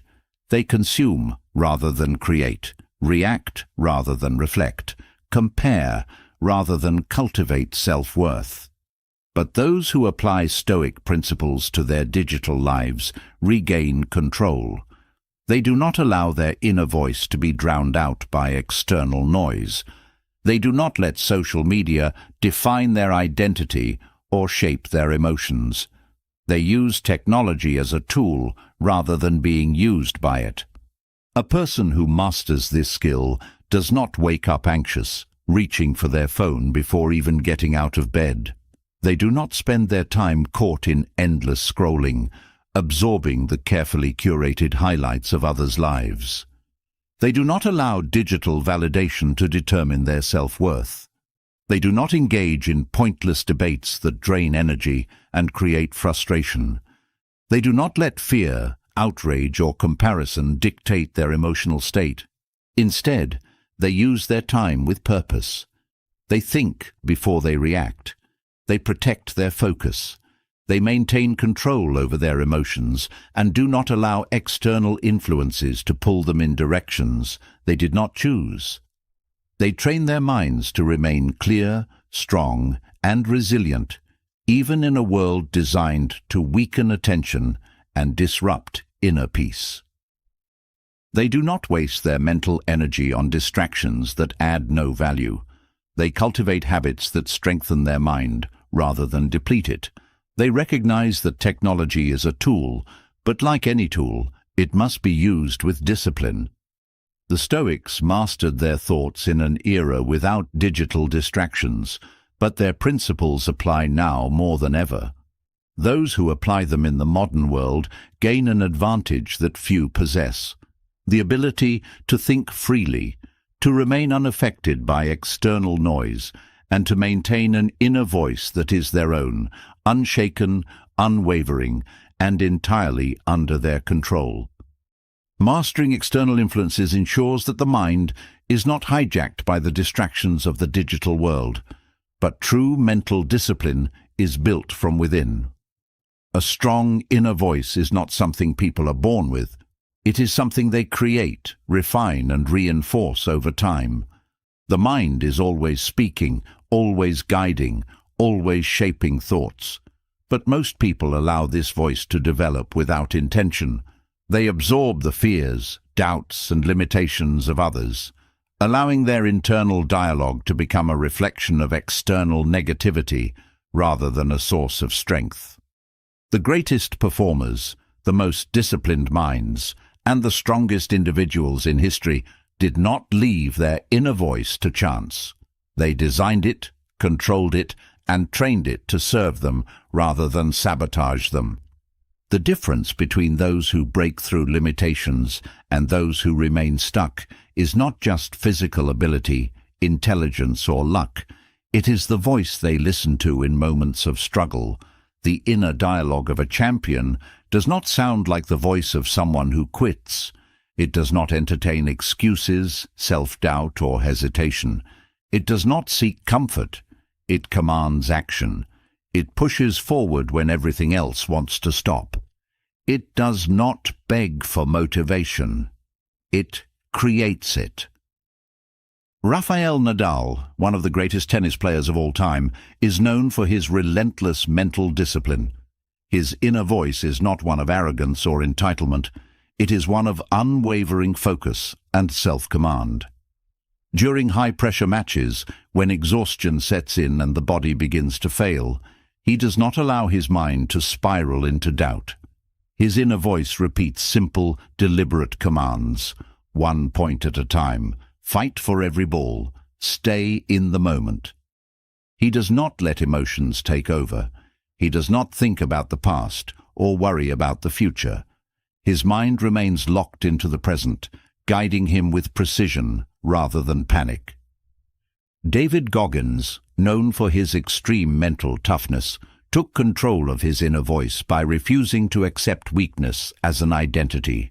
His mind, once filled with self-doubt, transformed into one of the most unbreakable forces in existence. He did not wait for a strong inner dialogue to appear. He built it through brutal self-discipline. When pain set in, his inner voice did not seek relief. It demanded more. When failure loomed, his mind did not allow surrender. It created the next step forward. His ability to push past suffering, to go beyond the limits of what the body and mind say is possible, comes entirely from his ability to control the words he speaks to himself. The Stoics understood that internal dialogue is the foundation of all action. Marcus Aurelius, one of history's greatest leaders, constantly trained his mind to reject unnecessary emotion, to silence reactive thoughts and to replace them with reason. His personal writings reveal a constant battle with the mind, a deliberate effort to command his own thinking. He did not allow frustration to control him. He did not let fear dictate his choices. He reshaped his thoughts before they could become obstacles. His inner voice was not a source of comfort. It was a source of direction, reminding him of what mattered and discarding everything else. Developing an inner voice that works in your favor requires breaking the habit of passive thought. Most people allow their minds to run unchecked, listening to every negative whisper, every excuse, every doubt, as if it were truth. They do not filter their thoughts. They accept whatever their mind tells them without question. But those who develop mental strength challenge every thought before allowing it to take root. They do not entertain weakness. They do not engage in endless self-pity. They do not repeat narratives of failure. They correct their thinking in real time, replacing unhelpful thoughts with commands that serve their goals. Repetition is the foundation of a strong inner voice. Just as physical strength is built through repeated effort, mental strength is built through repeated self-talk. The words spoken to oneself daily, in moments of difficulty, in times of doubt, shape identity. A person who constantly tells themselves they are incapable, unlucky, or stuck reinforces those beliefs until they become reality. But a person who trains their inner voice to repeat words of resilience, effort, and control will act in alignment with those thoughts. The mind follows the instructions it is given most often. Clarity is another essential component of a powerful inner voice. The Stoics rejected vague thinking, knowing that a mind that wanders in uncertainty becomes weak. Their internal dialogue was direct, logical, and focused only on what mattered. They did not indulge in endless emotional analysis. They did not waste time questioning their own capability. They trained their minds to speak in a way that reinforced action. A strong inner voice doesn't dwell in confusion. It provides clear instructions, cutting through distractions and directing energy toward the next step. Building an inner voice that works in your favor also requires eliminating useless mental chatter. Many people allow their minds to be filled with commentary that serves no purpose. Endless replays of past failures, worries about things they cannot control, self-criticism that leads nowhere. The Stoics did not allow this. They filtered every thought, ensuring that only those aligned with their values and goals were given space. Those who take control of their internal dialogue must do the same, rejecting thoughts that add no value, removing mental noise, and ensuring that their mind is a source of strength rather than confusion. Emotional regulation is another key aspect of inner dialogue mastery. A person who allows emotions to dictate their internal voice will never achieve stability. They will find their thoughts shifting with every mood, controlled by external events rather than internal principles. The Stoics trained themselves to maintain consistency in their thinking, ensuring that their internal dialogue did not change based on temporary emotions. They spoke to themselves with the same discipline in success as they did in failure. They did not let feelings determine their identity. A high-performing mind also understands the importance of reframing. When something difficult arises, the average person's inner voice reacts with frustration, avoidance, or self-doubt. But those who have trained themselves correctly immediately shift perspective. Instead of seeing a setback as a failure, they see it as proof of progress. Instead of viewing discomfort as suffering, they view it as growth. Their minds are programmed to extract strength from every situation rather than to collapse under difficulty. Another critical element in shaping a powerful inner voice is learning to detach from impulse. A weak mind reacts to every thought that arises, but a disciplined mind steps back, observes, and decides which thoughts deserve attention. The Stoics trained themselves to be indifferent to fleeting emotions, knowing that not every feeling was worth engaging with. They created distance between thought and reaction, allowing reason to lead rather than impulse. The strongest minds in history did not develop their internal dialogue by accident. They built it intentionally, training it with the same discipline as the body. They did not allow their minds to work against them. They ensured that every word spoken within their own head reinforced their ability to act, to endure, and to push beyond limits. A person who takes control of their inner voice gains an advantage that few ever achieve. They do not talk themselves out of difficult tasks. They do not sabotage themselves with doubt. They do not let weakness dictate their behavior. Their thoughts align with their goals. Their words drive action rather than hesitation. Their internal dialogue becomes a force that pushes them forward rather than a weight that holds them back. And when challenges arise, when exhaustion sets in, when everything inside wants to quit, their mind does not betray them. It does not make excuses. It does not complain. It does not seek an easy way out. It speaks only one message: keep going. And that is why they succeed where others stop. Your inner voice is either your greatest weapon or your biggest weakness. Every thought, every whisper in your mind is shaping your future, determining whether you rise or whether you stay stuck. The weak let their thoughts control them. The strong take control of their thoughts. This is the foundation of mental strength, the ability to silence doubt, to reframe failure, to detach from negativity, and to command the mind with absolute discipline. This is not something that happens overnight. It is trained, refined, and sharpened every single day.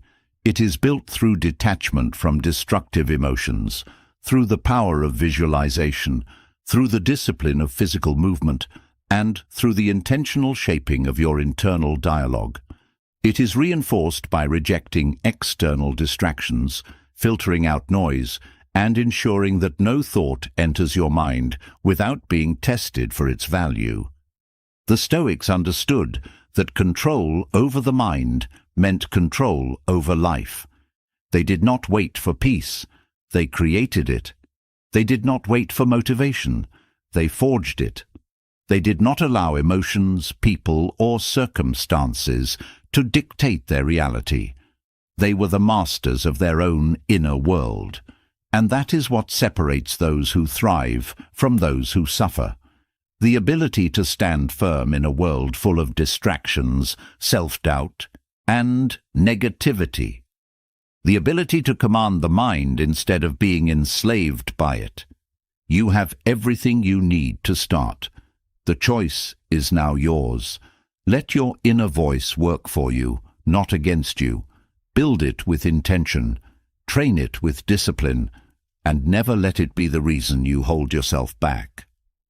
Now, let's hear from you. What is one change you're making today to take control of your inner dialogue? Drop a comment below and let's talk about it. And if you found value in this, subscribe to the channel. Your mind is your greatest asset.